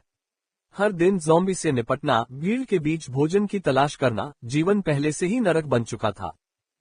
यदि ताओ यू ने जिस कंपनी की बात की थी वह वास्तव में इतनी मजबूत थी, तो यह निश्चित रूप से एक जुआ खेलने लायक था। जीवित रहना सर्वोच्च प्राथमिकता है। इसके अलावा, भले ही कंपनी ने इस स्थान को नहीं चुना हो, यहाँ खाद्य भंडारण के साथ भले ही उसके अपने लोग शामिल हों, ये दीर्घकालिक रहने के लिए पर्याप्त से अधिक होगा। मैं पहले आपके साथ वापस आऊंगा और फिर मुझे कंपनी में वापस जाना होगा। ताओ यू ने जैक से शांतिपूर्वक बात की, जिसने अप्रत्याशित रूप से उसे छू लिया। हाँ, तुम्हें चिंता है कि मैं मुसीबत में पड़ जाऊंगा, है ना? जैक का हंसमुख व्यवहार देखकर ताओ यू ने अपना मुंह खोला, लेकिन अंत में कुछ नहीं कहा। ओह, वह तो काओ शाओलिन के शरीर के पीछे थी। हवा।